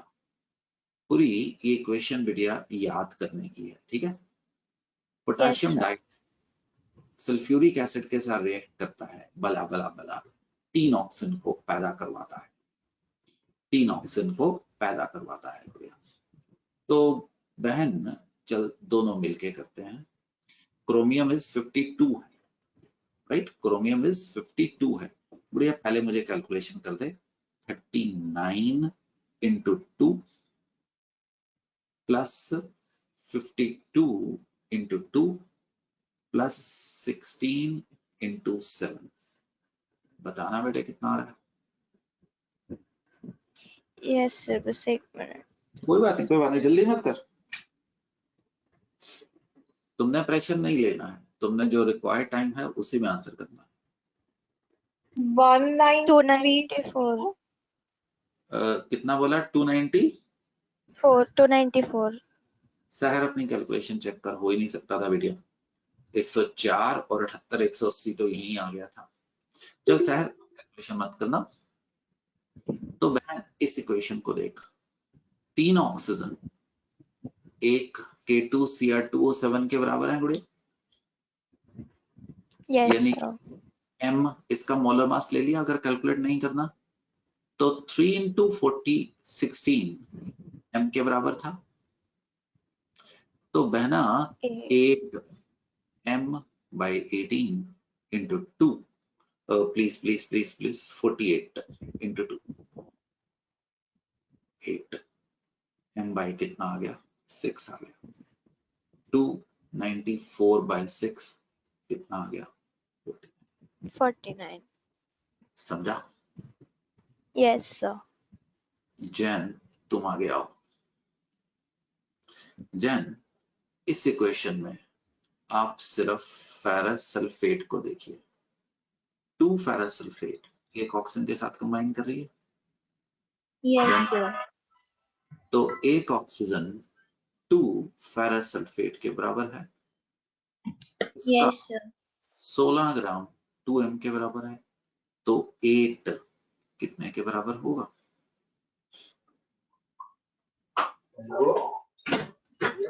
Sir m by 8 sir m आएगा सीधा। अच्छा मुझे लगा मैंने कोई कैलकुलेशन में गलती की है। m आएगा सर। 56 प्लस 96 कितना हो गया? 152। दैट इज 152 by 1 कितना आंसर आएगा? 152। समझा? Yes sir. देखो ना, हम स्मार्टली एक्ट कर रहे हैं। हमने बस नेचर की एक चीज पकड़ ली कि नेचर ऐसे चलती है। सरदार तुम, राइट? सरदार साहब आप आ जाओ जरा। तो yes Yes, Singh, sir. Sodium thiosulphate. Sardar इसका नाम क्या बोला मैंने? Sodium thiosulfate. Yeah. थायो, THIO, सोडियम थायोसल्फेट। एक ऑक्सीजन का साथ Thiosulfate. Na2S4O6 बना रहा है। ये मैं चेंज नहीं कर पाऊंगा, ये तो है ना, ठीक है ना? तो सरदार साहब मदद करो। 2 Na2S2O3 के बराबर है बेटे। तो 16 2m के बराबर है। तो Yes. 8 सरदार साहब कितने के बराबर होगा? M equal आएगा. और इसका इक्विवेलेंट मास 158, वो तुम्हें पता कैसे कैलकुलेट करना है। इसका इक्विवेलेंट मास कितना होगा? 158. मेरे साथ रहा। एक इक्वेशन का रास्ता था, वो इक्वेशन याद करनी है, जो कि तुम्हें याद करनी है। एक रास्ता Sardar ji, equivalent weight of oxidising and reducing agent is molar mass by total electron का गेन और लॉस। समझेगा? राइट बेटा? ये बहुत ज्यादा इंपॉर्टेंट कॉन्सेप्ट है अब जिसमें से तुम निकलोगे। मैं जब इंपॉर्टेंट बोलता हूं तो applications as well as examination point of view से। Potassium permanganate, potassium permanganate KMnO4 is a very important oxidizing agent. It acts as oxidizing agent in acid में, बेस में और न्यूट्रल मीडियम में। आप अपनी chemistry में, अभी आपने 2 साल केमिस्ट्री पढ़नी है, अभी हम फिजिकल केमिस्ट्री में से निकल रहे हैं, हम जल्दी रियल केमिस्ट्री, ऑर्गेनिक और इनऑर्गेनिक केमिस्ट्री में भी आएंगे। तो हम उससे पहले आपको पूरा बेस तैयार कर रहे हैं। That is the idea. जो KMnO4 है, अगर आप कहीं पे ऑक्सीडेशन या रिडक्शन करनी है तो आप 100 केसेस में तकरीबन 70-80 केसेस में KMnO4 यूज करते हैं। अब KMnO4 यूज किया जा सकता है एसिडिक, बेसिक और न्यूट्रल मीडियम। एक रास्ता पीछे तुम्हें बताया था, वही चीज है, राइट? एक रास्ता अब तुम्हें दोबारा बता रहा हूं। बेशक अभी नहीं भी आया तो एक कॉन्सेप्ट सीखो, ऑक्सीडेशन नंबर। और ऑक्सीडेशन स्टेट एक ही चीज है। ये किसी भी चीज के ऊपर चार्ज होता है जो अगर हम उसको अपने पड़ोसियों से सेपरेट कर दें तो उसके ऊपर आएगा। फॉर एग्जाम्पल बेटे KMnO4 है, कोई तुम्हारे से पूछता है मैंगनीज के ऊपर ऑक्सीडेशन स्टेट क्या है, तुम्हें पता है कि इसके ऊपर मिला के चार्ज 0 है, पोटेशियम के चार्ज +1 होता है, प्लस बेशक मत लिखो। मैंगनीज के ऊपर X चार्ज ले लेते हैं, एक ऑक्सीजन के ऊपर -2 होता है, 4 के ऊपर मिला के -8 आ गया और इज इक्वल टू 0। X कितना आ गया दोस्त? +7। दोबारा देखो K2MnO4 में अब पोटेशियम के ऊपर कितना पॉजिटिव चार्ज होगा? 2। मैंगनीज के ऊपर X, ऑक्सीजन के ऊपर -8, X इज इक्वल टू कितना आ गया? +6। MnSO4 में मैंगनीज के ऊपर X ले लेते हैं, सल्फेट के ऊपर आपको पता है -2 होता है, तो Mn के ऊपर कितना चार्ज आ गया बच्चों? व्हाट? 2 आ गया। MnO2 में मैंगनीज को X ले लेते हैं, इसको -4 ले लेते हैं, X के ऊपर चार्ज कितना आ गया? 4। You understand? हम इस प्रकार से किसी भी चीज के ऊपर उसका ऑक्सीडेशन स्टेट निकाल लेते हैं। मान लो किसी ने, सरदार मुझे कुछ नहीं सुना बेटे। सरदार क्या बोला? ऑक्सीडेशन स्टेट उसकी वैलेंसी के इक्वल होता है। हाँ, वैलेंसी के बराबर ही होगा, राइट। वैलेंसी मतलब जो चार्ज आएगा। अभी एक टॉपिक आएगा रिडॉक्स सेक्शन, वहां पे और डिटेल में बताऊंगा, बट अभी मुझे गुजारे लायक सिखाना है। पोटेशियम के ऊपर 2 सरदार, सल्फर को X ले ले, इसको -8 ले ले, तो सल्फर के ऊपर कितना आ गया सरदार साहब? +6।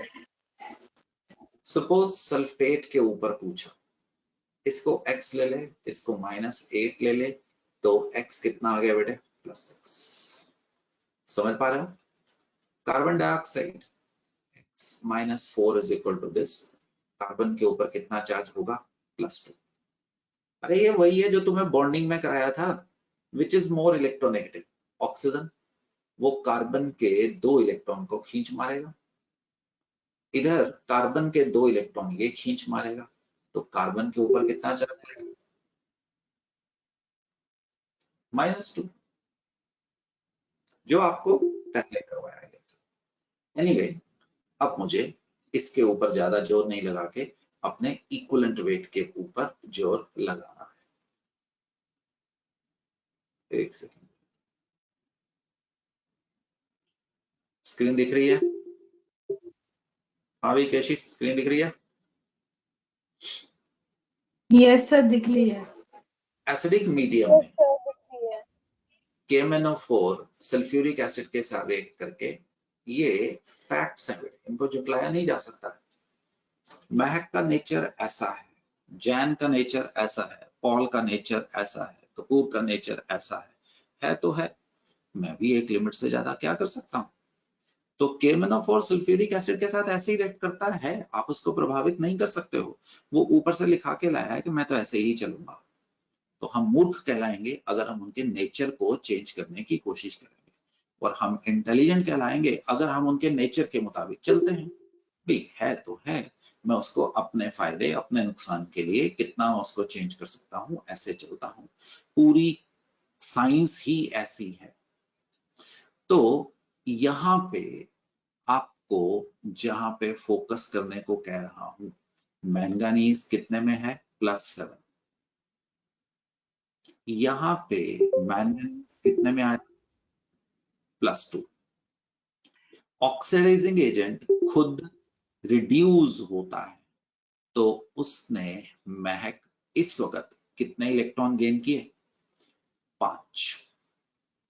तो equivalent weight is m by number of electron exchange, कितना आ गया? 5। m by 5। आप बेशक इस रास्ते से निकालिए या अभी आपको जो सिखाया था इस रास्ते से निकालिए, आंसर सेम ही आएगा। ये भी एसिडिक मीडियम में था n/5, राइट। इसमें तुम्हें इक्वेशन याद करनी पड़ेगी, जबकि ये जो रास्ता सिखा रहा हूं यस पूरी दीदी, इसमें तुम्हें इक्वेशन याद नहीं करनी पड़ेगी। और KMnO4 सल्फ्यूरिक एसिड के साथ ऐसे ही रिएक्ट करता है, तो उसका इक्विवेलेंट वेट या इतना ही आएगा, मैं और आप उसको चेंज नहीं कर पाते हैं। अब बेसिक मीडियम में चलते हैं। एक रास्ता था वो ऑक्सीजन के प्रोड्यूस होने से, एक रास्ता है ऐसे। KMnO4 जब KOH के साथ कन्वर्ट करता है वो K2MnO4 बनाता है। +7 से +6 कितने इलेक्ट्रॉन का चेंज हुआ? 1। तो इक्विवेलेंट वेट 1 इलेक्ट्रॉन m/1। और बेशक बैलेंस्ड केमिकल इक्वेशन में से भी निकल जाता है, ये ऊपर वाली इक्वेशन मैंने बैलेंस नहीं की है तो इसको बैलेंसिंग के रास्ते से नहीं किया। अगर न्यूट्रल मीडियम में हो सनी तो KMnO4 पानी के साथ रिएक्ट करके MnO2 बनाता है बेटिया, राइट। ये +7 से, एक मिनट बेटिया, ये थोड़ी सी गलती है उसको ठीक करने वाला हूँ। हाँ अभी ठीक करता हूँ। तो ये यहाँ पे +4 आना था, तो इस वक्त कितने इलेक्ट्रॉन का चेंज हुआ? 3 का। 3 इलेक्ट्रॉन का n/3 हुआ। गुरु मंत्र बनाने इंपॉर्टेंट होते हैं, मैंने ऐसा सीखा है। GM का मतलब गुरु मंत्र याद कराने का तरीका। A for acidic, B for, N for हंजी न्यूट्रल मीडिया। याद रखना ये सिर्फ KMnO4 के लिए वैलिड है, सिर्फ KMnO4 के लिए। हर चीज की कहानी अलग है, मेरी कहानी, आपकी कहानी। आप लोग अगर 50 स्टूडेंट बैठे हैं तो उनमें से हर किसी की कहानी अलग है। ABN 513 याद रखना। जो डिनोमिनेटर में आता है उसको ठाकुर बोलते हैं वैलेंसी फैक्टर या N फैक्टर। जितने भी इक्विवेलेंट वेट में डिनोमिनेटर में आ रहा था ना, तो बेटिया इसका इक्विवेलेंट वेट m/5 m/1/3 होगा। आम आदमी के लिए तो नहीं है, बट जो खास आदमी मेरी आवाज सुन रहे हो और सुनोगे तो आप ये याद रखना, आपका फायदा होगा। सर सेंटर वाला m/1 आएगा। यस m/3 लिख दिया आपने। Thank you. सोचा तो सही था सरदार, कैसी बातें कर रहा है यार। तो this is going to be sing m/1। अब देखो जो तुम्हें सिखाया उसको यूज करो। पोटेशियम डाइक्रोमेट भी एक बड़ा अच्छा ऑक्सीडाइजिंग एजेंट है, बट KMnO4 उससे स्ट्रॉन्गर है। पोटेशियम डाइक्रोमेट सिर्फ सल्फ्यूरिक एसिड में ही रिएक्ट करता है, ये पैदा करता है Cr2SO4 थ्राइस प्लस K2SO4।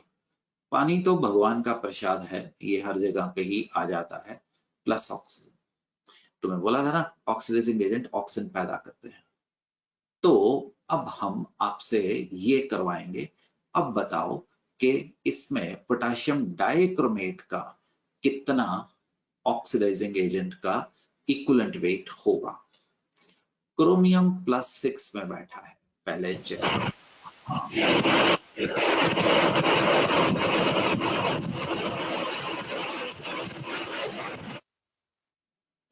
तो यस पूरी दीदी चेक कर जैन। 3 हाँ भैया, -14 = 0, x = कितना आ गया? +6 +6 आ गया। 2x - x = 0 +3। राइट। अब ध्यान देख, एक क्रोमियम +6 गेन करता है 3 electron to form chromium +3। Agreed? हमारे पास यहाँ पे कितने क्रोमियम है? लेफ्ट साइड पे देखो, 2। तो वो 3 into 2 यानी कि टोटल इलेक्ट्रॉन गेन कितना होगा 6 का। तो इस वक्त equivalent weight will be m/6 because हमने टोटल इलेक्ट्रॉन गेन देखना है, हमने एक का इलेक्ट्रॉन गेन नहीं देखना है। अब आप पूछेंगे पिछली बार ये क्यों नहीं किया, क्योंकि पिछली बार लेफ्ट साइड पे मैंगनीज एक ही था, देख लो, तो मैंने ये काम किया ही नहीं। आपने ऊपर अभी अभी पोटेशियम डाइक्रोमेट का वेट भी निकाला था कहीं पे, आप चेक कर सकते हैं। ये देखिए वहां पे भी, ये देख लो नीचे क्या आया था m/6। कहानी सेम है, बेशक याद करके निकाल लो या बेशक नंबर ऑफ इलेक्ट्रॉन से निकाल लो, their story will not change. ये टॉपिक पे तुम्हें लगना चाहिए कि तुमने कोई बड़ा काम किया है, तुम कोई चीज सीख रहे हो, राइट ऑफ। ये अभी थोड़े समय बाद करवाऊंगा, ड्यूलॉन्ग एंड पेटिट लॉ, अभी आना है, थोड़ी देर इसको बाद में ले जाएंगे, जहां पे भी आएगा उसको देखेंगे, ठीक, वो अभी आना है, मैं इसको कहीं नीचे ले आऊं, बाद में देखेंगे, तो अभी नहीं इसके ऊपर फोकस मारा है। वापस आ गया हूं अपने जो कॉन्सेप्ट में। सो याद करो जिन लोगों ने रिवीजन किया था, number of moles is weight by molarity, तो weight by molar mass, number of moles. Number of equivalents is weight by Equivalent weight. Equivalent weight. equivalent weight. Molarity is number of moles of solute divided by volume of solution in liter. Molarity is WB by MB into volume of solution in liter. अभी वापस आता हूं। तो बच्चों हमने आपको अभी सिखाया इक्विवेलेंट वेट डिफरेंट सब्सटेंसेस का, molarity by n factor, where salts के लिए n factor was total positive charge, acids के लिए it was what बेटा जी, Basicity. Basicity. base के लिए it was क्या, Acidity. Acidity. ions के लिए it was, हाँ जी, Valency. ऑक्सीडाइजिंग या रिड्यूसिंग एजेंट के लिए n फैक्टर था number of electron loss. Observe करने वाली बात, n factor is always greater than और इक्वल टू 1। इलेक्ट्रॉन कभी भी एक से कम नहीं हो सकता है, या तो वो 1 था या वो 4 था या वो 6 था या वो 2 था या वो 3 था। ये कहानी समझ गए, राइट। तो इक्विवेलेंट वेट विल बी या तो मोलर मास के बराबर होगा या क्या होगा, वो मोलर मास से कम होगा। समझ पा रहे हो ना? Equivalent weight can be m/1, m/2 और m/3. It cannot be 0.7, 0.6 and so on. ये बात समझ पा रहा है? इक्विवेलेंट वेट, अरे क्या करवा रहा हूं तुम लोगों को, ये करवा रहा हूं normality. Number of gram equivalent लिख दो, इक्विवेलेंट्स लिख दो, एक ही चीज है। ऑफ, हाँ भी क्या, सोल्यूट डिवाइडेड बाय बच्चों वॉल्यूम ऑफ सॉल्यूशन इन बेटा party litres. Number of gram equivalent कैसे निकाले, WB by EV into volume of solution in क्या, लीटर्स। तो अभी थोड़े समय पहले तुमने equivalent weight is molar mass bye n factor NF लिखा था पिछले पेज पे। Yes, sir. Yes, ठीक है ना? sir. तो बच्चों अगर मैं EB को रिप्लेस कर दूं तो चलेगा? अगर मैं EB को मैं ये डाल दूं चलेगा? तो हम normality is equal to WB MB and factor ऊपर आ गया into volume of solution in litres. अरे कल आपको बहुत सारी प्रैक्टिस कराई थी, ये रकम किसके बराबर है? मोलारिटी। तो सरदार जी तुमने तो एक नई चीज बता दी हमें, normality is molarity into what बेटे? N factor. Isn't it important? अब एन Yes. फैक्टर से कम नहीं हो सकता है, तो नॉर्मेलिटी विल बी बराबर होगी या ज्यादा होगी किसके मुकाबले? The molarity. Molarity. Right, normality आपके स्कूल के सिलेबस में नहीं है, तो आप में से काफी लोग सोचेंगे छोड़ देते हैं, बट याद रखना ऑब्जेक्टिव क्वेश्चन जब आएगा ये आपके पास ब्रह्मास्त्र होगा। Right, so that is what I discussed and remember इसमें भी वॉल्यूम है, तो इट आल्सो चेंजेस विद बेटे द टेम्परेचर के साथ ये चेंज होगा। ये मैंने आपको अभी अभी करवा दिया है। चल ये निखिल ये क्वेश्चन करते हैं। Right, calculate the normality of a solution containing इतने gram of hydrated oxalic acid. Examiner का मूड अच्छा था, उसने आपको बता दिया कि दिस इज हाइड्रेटेड। आपको थोड़े समय पहले इसका इक्विवेलेंट वेट 53 ग्राम पर इक्विवेलेंट बताया गया है निखिल, है ना? इन 1 to तो बेटे normality is 31.5 divided by 63, 12,500 into 1000। Answer दे मेरे दोस्त।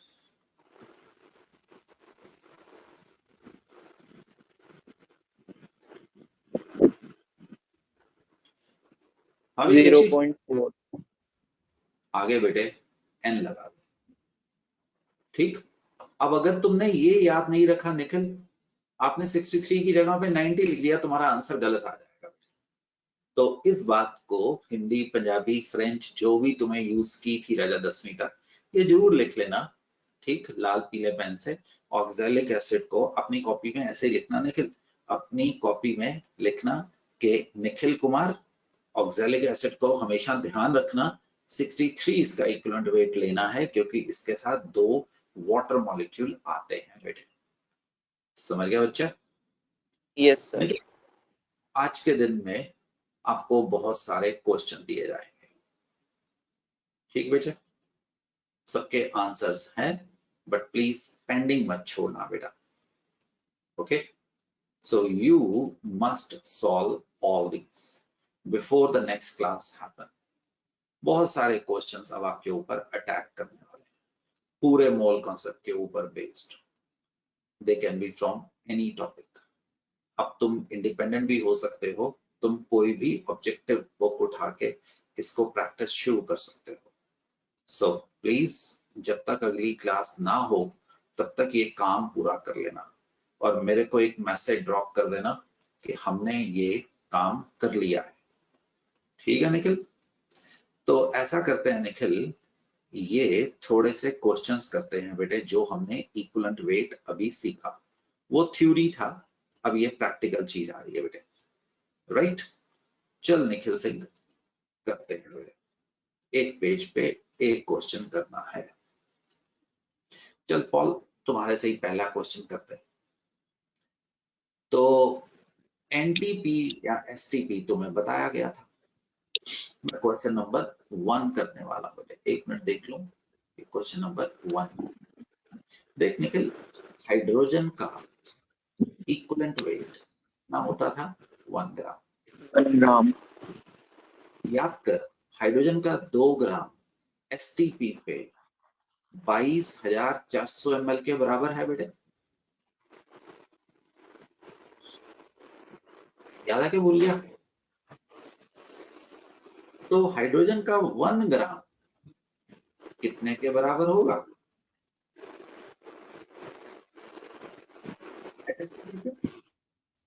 तो यानी कि इसका 1 ग्राम समय पड़ने पे हम इतने के करीब भी तो ले सकते हैं, क्योंकि वो गैस है। मुझे लगता है निखिल का माइक नहीं चल रहा, तो जैन तुम आ जाओ। Yes, Jain sir. साहब, ये समझ गया उत्तर? हाँ जी सर.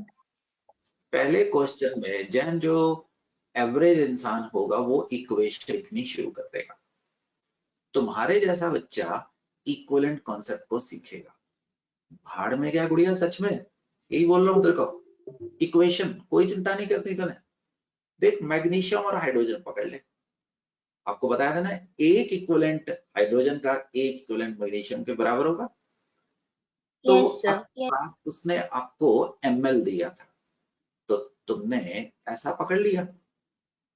अगर एक सेकंड बेटिया, 185 ml हाइड्रोजन 0.2 ग्राम मैग्नीशियम के साथ रिलेटेड है, तो गुड़िया 1 ग्राम नहीं लेना था ना, 11,200 ml 0.2 185 इंटू 11,200, ये बेटिया क्या होगा? That will be equivalent weight of होगा मैग्नीशियम होगा। Yes, तो sir. क्या किया मैंने, कान इधर से नहीं पकड़ के उधर से पकड़ लिया। Yes, sir. अब 1 ग्राम नहीं था तो मैंने 11,200 से काम चला लिया। क्लियर? Yes, sir. Clear. शाबाश। अब पूरी तुम आगे आ जाओ। दूसरा क्वेश्चन दे गुड़िया। The equivalent weight of a metal is 9, बता दिया उसने। Calculate the volume of dry hydrogen that will be liberated by dissolving इतने ग्राम of metal हुए। तो बेटिया उसने तेरे को बताया कि 9 ग्राम ऑफ N प्रोड्यूस करेगा कितना? 11,200 ml, या आप ऐसा भी ले सकते हैं ना Dolly, 11.2 litre of hydrogen. Yes, sir. कहाँ पे शेर खान? STP. HTP पे। तो गुड़िया उसने तेरे से क्या पूछा था? आंसर दे।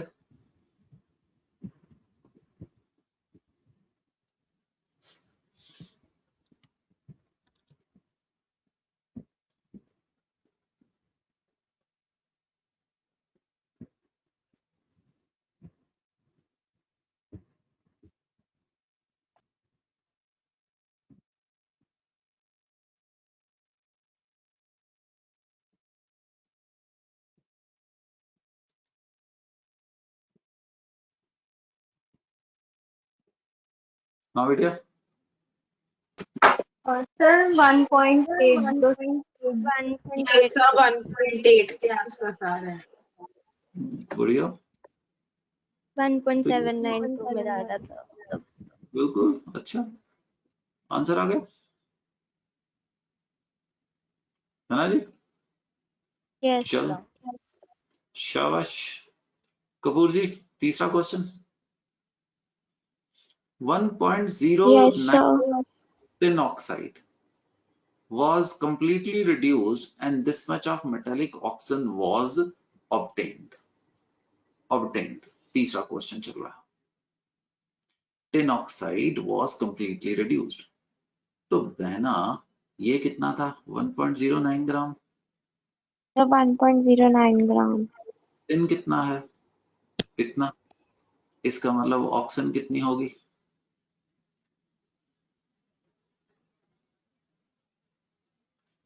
0.23 नहीं होगी? Yes, sir. तो ऑक्सीजन और टिन में क्या रिश्ता हो गया? So 0.23 is equals to 0.86 is equivalent to बेटिया, है ना? is ऐसा equivalent to. वरना इंग्लिश टीचर नाराज हो जाएगा ना तुम्हारा। तो कैसे 0.23 0.86 के बराबर हो सकता है? अब यहाँ पे क्या रखूं?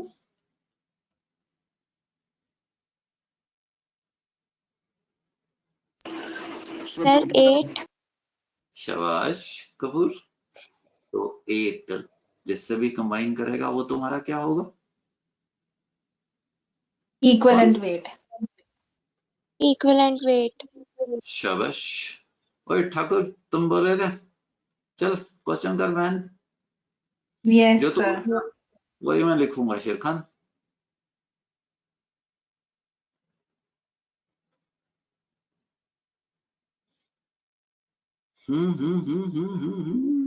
ठाकुर अरे मैं बैठा हूं ना, कोशिश तो करना, संभाल लूंगा। 40% ऑक्सीजन, इतना मतलब बहन ये 40 है और ये कितना है? 60 है। 60 होगा। Yes sir. अगर 8 होगा बता।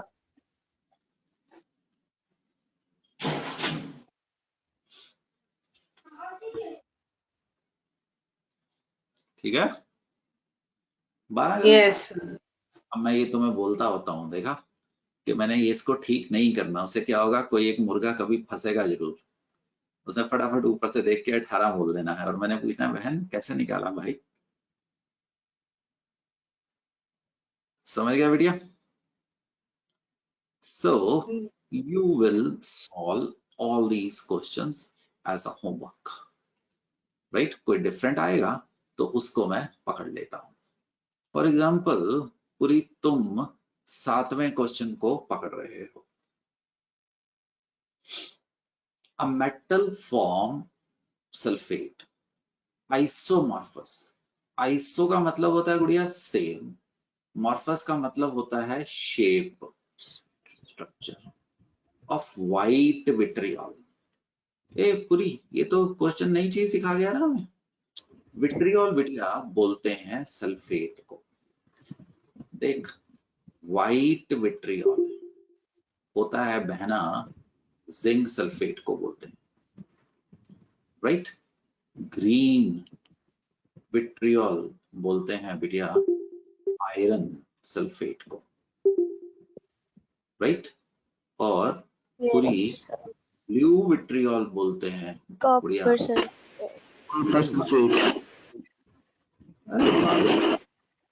ऑयल ऑफ विट्रियल बोलते हैं पूरी दीदी तो हाइड्रोजन हाइड्रोजन।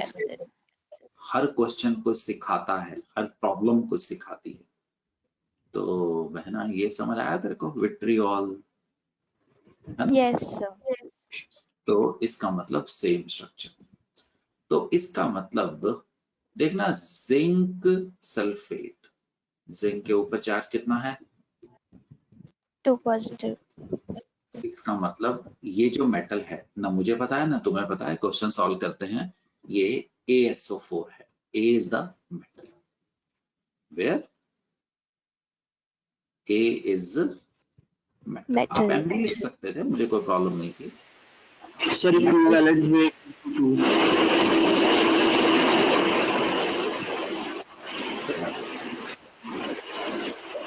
तो हाँ मेटल का ये है। तो गुड़िया equivalent weight is M/N factor 29.4। M निकालना है, N कितना आ गया 2, तो M कितना आ गया 29.4 into 2 58.8 ग्राम। यस समझा? ये 8वां आपका रहेगा, 9वां और 10वां आप करोगे और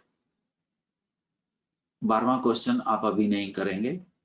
वो गैसियस स्टेट में आपको कोई अगला ही चैप्टर लग रहा है, डाल्टन्स लॉ करवाना है। डाल्टन्स लॉ में अभी इसलिए लिख रहा हूँ बलविंदर सिंह क्योंकि बेटे तेरे को ना आगे ये जब चीजें रिवीजन में करेगा ना अगले चैप्टर के बाद ये समझ आ जाएगी। वहां पे एक्वस टेंशन करना है तो अभी नहीं करवाऊंगा। Pressure of dry gas is pressure of atmosphere minus aqueous tension use करनी है, तो ये अभी नहीं करवा रहा हूँ, अभी रोट लर्निंग होगी। आपका क्वेश्चन, आपके क्वेश्चन ड्यूलॉन्ग एंड पेटिट लॉ थोड़ी देर के लिए रोका है, वो बस पहुंचने वाला हूं, यहाँ पे करवाऊंगा। ये ये क्वेश्चन अभी तुम्हें करवाया भी था। तो ओए चल भी केशी, ये क्वेश्चन कर। Let m has a valency of x, तो उसके क्लोराइड का फॉर्मूला क्या होगा कैसे?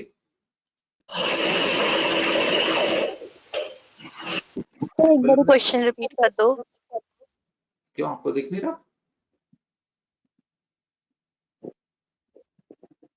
इंग्लिश में सामने लिखा है, मैं क्या रिपीट करूंगा?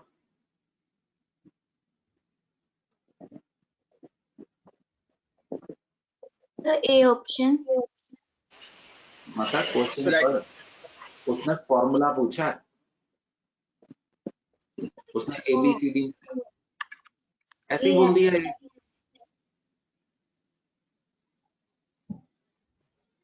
चल जैन आ गया।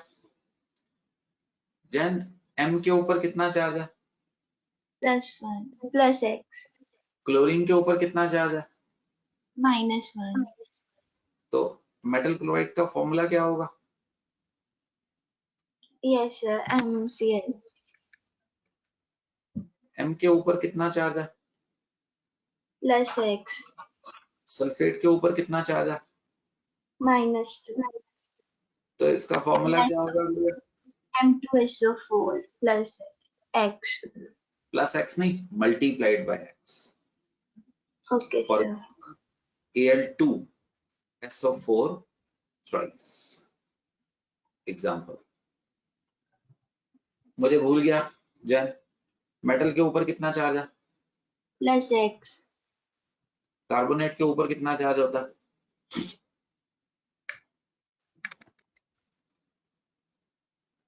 Sir 4. ये ब्रह्म ज्ञान कैसे? हाँ, Sir आपको ये ब्रह्म ज्ञान कहाँ से प्राप्त हुआ कि कार्बोनेट के ऊपर चार्ज होता है? सर कार्बन की वैलेंसी में थोड़ी दिक्कत है। चल इसका फॉर्मूला बता। M2CO3 multiplied by X. Good. Thakur, तुम मेटल के ऊपर कितना चार्ज होता है? +6 फॉस्फेट के ऊपर कितना होता है? -2 -2 होता है। अच्छा, मैंने तो -3 देखा था मेरे प्यारे से बच्चे। अब आंखें बंद कर ठाकुर। फॉस्फेट के ऊपर कितना चार्ज होता है? -3. शाबाश बेटे। तो P3PO4, हाँ जी। Whole X. क्या ये क्वेश्चन समझा बेटिया? Yes sir. क्यों करवा रहा हूँ? कोई ना कोई तो चीज होगी जो हिट करने वाले हैं, है ना?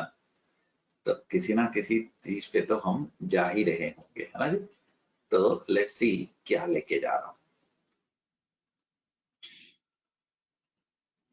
एक सेकेंड, लेट, एक नई चीज आ रही है, समझो, आपके स्कूल के लिए नहीं है। Metal chloride, right?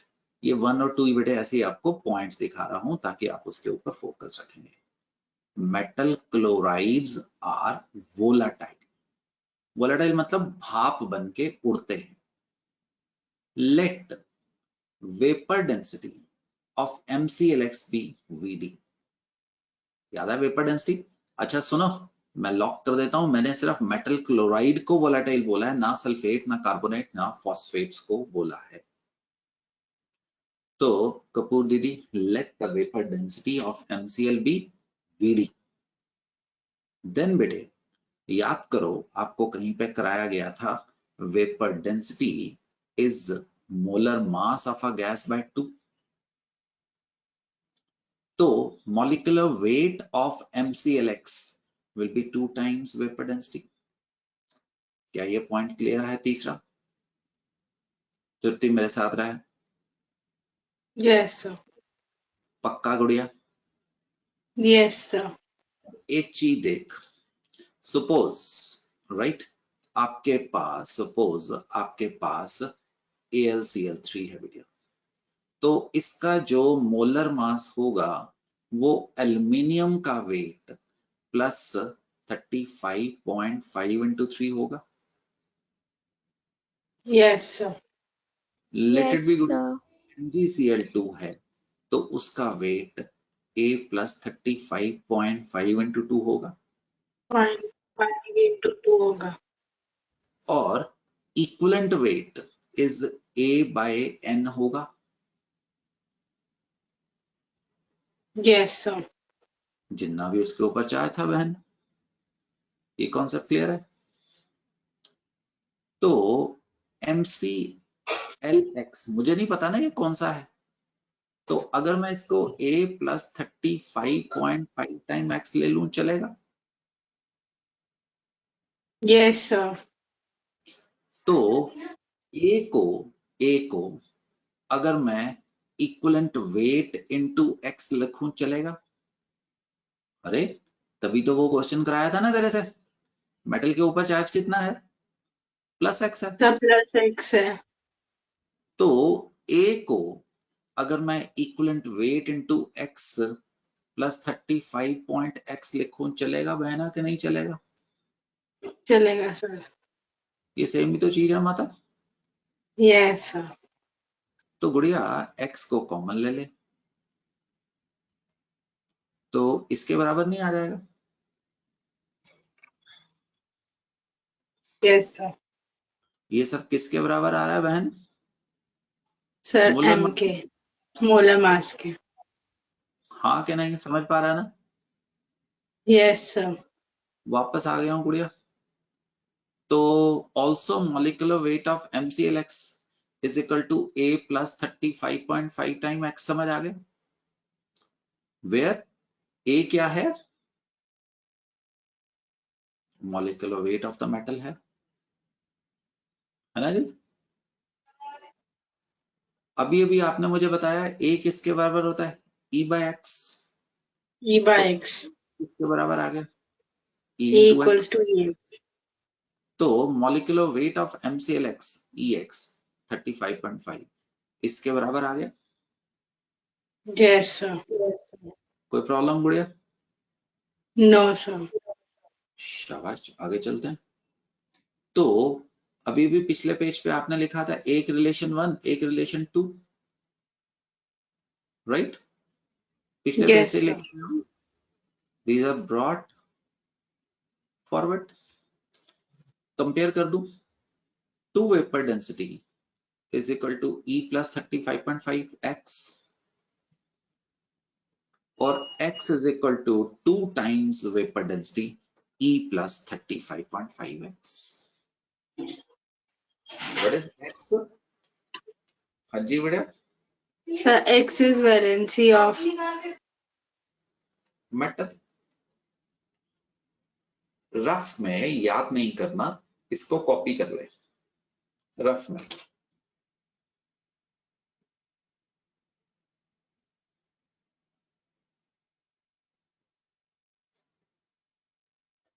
बेटा. सहर तुम अनम्यूट हो जाओ. हाँ जी सर. कॉपी कर लिया पुत्र. हाँ जी सर. याद नहीं करने का है. इस क्वेश्चन को याद करेगा कोई फायदा नहीं होगा, इस क्वेश्चन को यूज करेगा तो फायदा ही फायदा होगा. सर चलें बट गुड़िया. ये सर इस वाले के लिए क्यों ये फॉर्मूला यूज करेंगे, मतलब बाकियों को तो सिंपली ऐसे किया है, इसके लिए स्पेशली क्यों अलग फॉर्मूला. जब तक तूने क्वेश्चन नहीं देखा तब तक ये बता ही नहीं सकता ना प्रॉब्लम कैसे आ रही है. मैं तुम्हारे से एक स्टेप आगे हूँ, मैंने क्वेश्चंस देखे हैं, उसकी तैयारी कर रहा हूँ. ये क्वेश्चन ही हाइपोथेटिकल है, आपको तो पता ही नहीं मैंने इसको यूज कैसे करना है ना. हाँ जी सर. वो भी दिखाऊंगा बेटे. ठीक है जी. वो ओके. अभी आने वाला हूँ, उसकी क्यों चिंता करता है, वो तो भी आ रहा है. एक मिनट. अगर नहीं पता तो एक चीज होती है दैट इज नोन एज गुड़िया स्पेसिफिक हीट. इसको it is the amount of heat needed to raise. Yes बेटिया. temperature of 1 gram of substance by 1 degree Celsius. Suppose, right, मैंने आपको 1 ग्राम पानी दिया, उसका टेम्परेचर सोचा नहीं 15 डिग्री बोल दिया। अगर आपको दिक्कत है तो मैं कुछ भी बोल सकता हूँ, 17 डिग्री बोल दिया। आपको 1 ग्राम पानी को 18 डिग्री सेल्सियस पे लेके जाना है, तो जितनी भी हीट दी जाएगी, एनर्जी नीडेड होगी, उसको क्या बोलेगा गुड़िया? Specific heat. वैसे ही जनरल नॉलेज के लिए पानी की स्पेसिफिक हीट बहुत ज्यादा होती है, जूल पर केल्विन पर ग्राम के बराबर होती है। ये वैसे ही आपकी जनरल नॉलेज के लिए बेटे, क्योंकि इसके बगैर तो गुजारा चलता ही नहीं। जैसे आपके नाम के आगे से सैनी लगता है तो वो वही रहेगा, उसको हम चेंज नहीं कर पाएंगे। ठीक है पुत्र? हाँ जी सर। शाबाश। नई चीज आ रही है तेरे को, वो जो तूने पूछा था ना, मैंने उसको किसी चीज के साथ जोड़ना था, तो आपको भी वो चीज नहीं पता थी। ए गुड़िया, तेरे पास एक नई चीज है, ठीक? इसको बोलते हैं ड्यूलॉन्ग एंड पेटिट लॉ। मैंने भी कहीं से पढ़ा था, बस आपको सिर्फ नॉलेज प्रोपोगेट कर रहा हूँ। ये बोलता है atomic weight of the metal, मैंने कहा ये सिर्फ मेटल्स के लिए वैलिड है, into specific heat is approximately 6.4।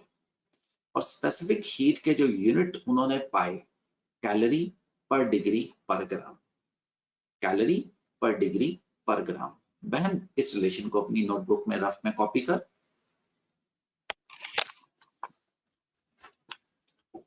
ठीक है? हाँ जी सर, कर लिया। कर लिया? मैंने बोला याद नहीं करना, जरूरत पड़ेगी उसको 2 बार देखेंगे। ड्यूलॉन्ग एंड पेटिट लॉ, ये जो पीछे से आपको पोस्टपोन किया था, according to this the product of atomic mass into specific heat is approximately equal to 6.4। तो डॉली, मैंने ये 6.4 अप्रोक्सीमेट लिखा था, राइट?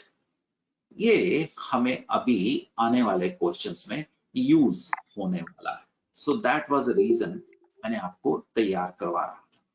चल बेटे, तू मेरे साथ रहेगा, ठीक है? ये आपके सवाल का जवाब था। सिर्फ 21st को देख, ठीक है?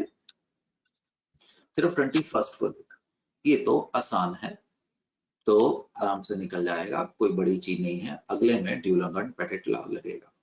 21st में सल्फेट, जिसका मॉलिक्यूलर फॉर्मूला M2SO4 3 है, तो बेटा इससे मुझे मेटल की वैलेंसी बता। 3। शाबाश। तो इसका मतलब atomic weight is E into X। E उसको बता दिया, 3, तो 69.9 आपका आंसर आ गया। 21st क्लियर है? हाँ जी सर। इसमें ड्यूलॉन्ग एंड पेटिट नहीं लगा, अब लगाऊंगा।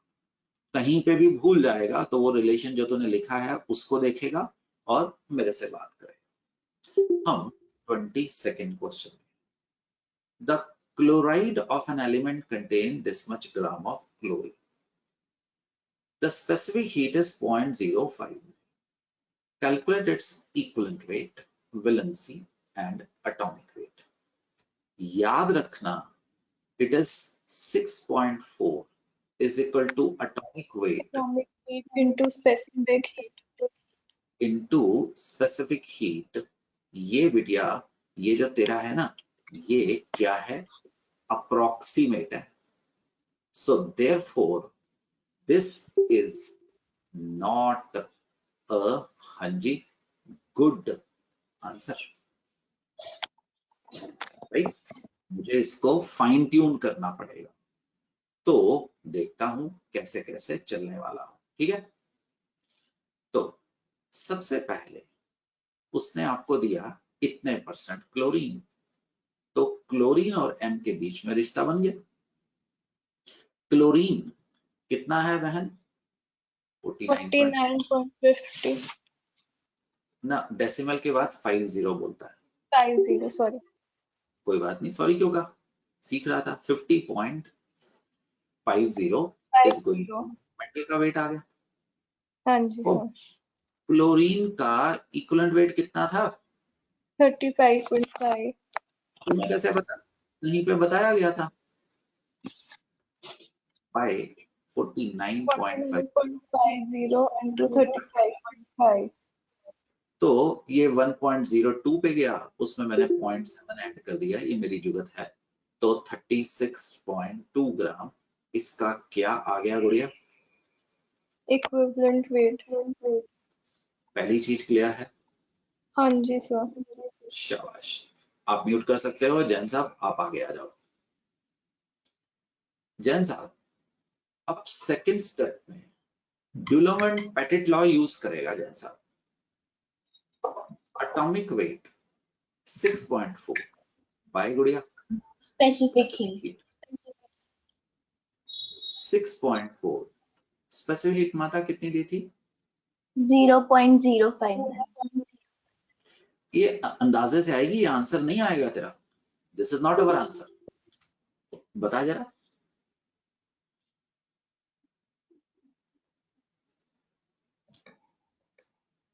एक 110 112 के आसपास होगी।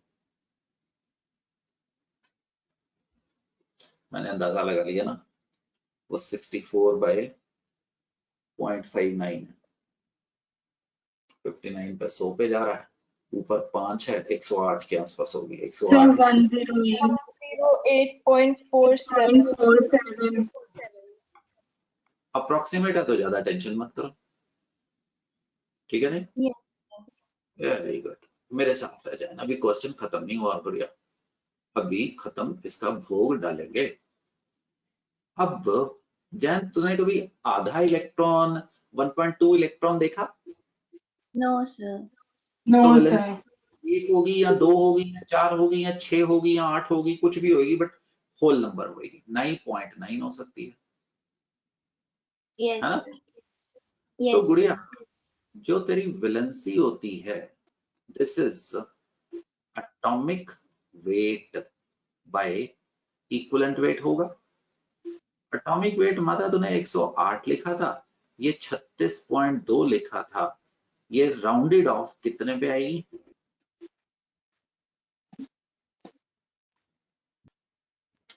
2.93 पे आ जाएगी। उसको राउंड ऑफ कर दे, 3 हो जाएगा। है ना? अगर 3.1 होता तो 3 होती, अगर 2.8 था तो भी 3 होती, क्योंकि वैलेंसी तो होल नंबर होगी ना। इससे मैंने अब फाइन ट्यून पढ़ लिया। अब फोर्थ स्टेप आपको याद है, एटॉमिक वेट। अब ये कौन सा आ रहा है माता? एग्जैक्ट इक्विवेलेंट वेट इनटू क्या चीज गुड़िया? वैलेंसी। इक्विवेलेंट वेट कितना निकला था? 36.2 इनटू 3 into 3। 108.6। ये कौन सा वेट होगा? Exact atomic heat। वेट होगा। आप समझे सहर दीदी? ड्यूलॉन्ग हाँ एंड जी पेटिट सर। लॉ का एप्लीकेशन क्या थी? वो मैं कुछ तैयार करवा रहा था, तो उसकी वजह से ये चल रहा है। मैं इसको सेव कर रहा हूं, so don't worry. So that is fluctuating. Dulong and Petit law आपसे ऐसे आपके कंपटीशन में क्वेश्चन पूछे गए हैं, which of the following is the Dulong and Petit law. मैंने ऐसा दिमाग में रखा था कि सारी की सारी इंग्लिश एक तरफ और सारी जो न्यूमरल्स हैं 6.4। Specific heat into atomic weight is equal to 6.4। That is you people will do it. एक चीज मैं आपको एज अ होमवर्क दे रहा हूं, टेस्ट में पूछूंगा, वर्कआउट करिएगा, वर्कआउट करिएगा। एग्जाम्पल भी दे रखा है, क्वेश्चन भी दे रखे हैं, दैट इज आपके एग्जामिनेशन में पूछा गया है। I have given ionic strength as a homework, must do it. That's it my dear friends. हम एक चैप्टर में से बाहर निकले हैं, that is known as the chemical arithmetic. Now you will practice these questions. Hints has been provided at appropriate places. Right. तो वो equivalent weight and molecular formula, ये प्रीवियसली आस्क्ड क्वेश्चंस मैंने थोड़े से इकट्ठे किए थे। Then you will find stoichiometry के ऊपर questions, do not leave it. Hints, इस प्रकार से मैंने ये क्वेश्चंस यहाँ पे इकट्ठे करके दिए हैं बेटे। All hints has been provided. ये 50th क्वेश्चन था, इसके सारा के हिंट्स है। और चेपना मत, try to work out, try to solve them individually. Sir MCQ लिख ले, नोटबुक में। बहुत डिस्टर्बेंस है, तुम यहाँ पे बात ही नहीं कर सकते हो। तो एक मिनट रुक जाओ। तो we will stop here and we will continue from this point in the coming class.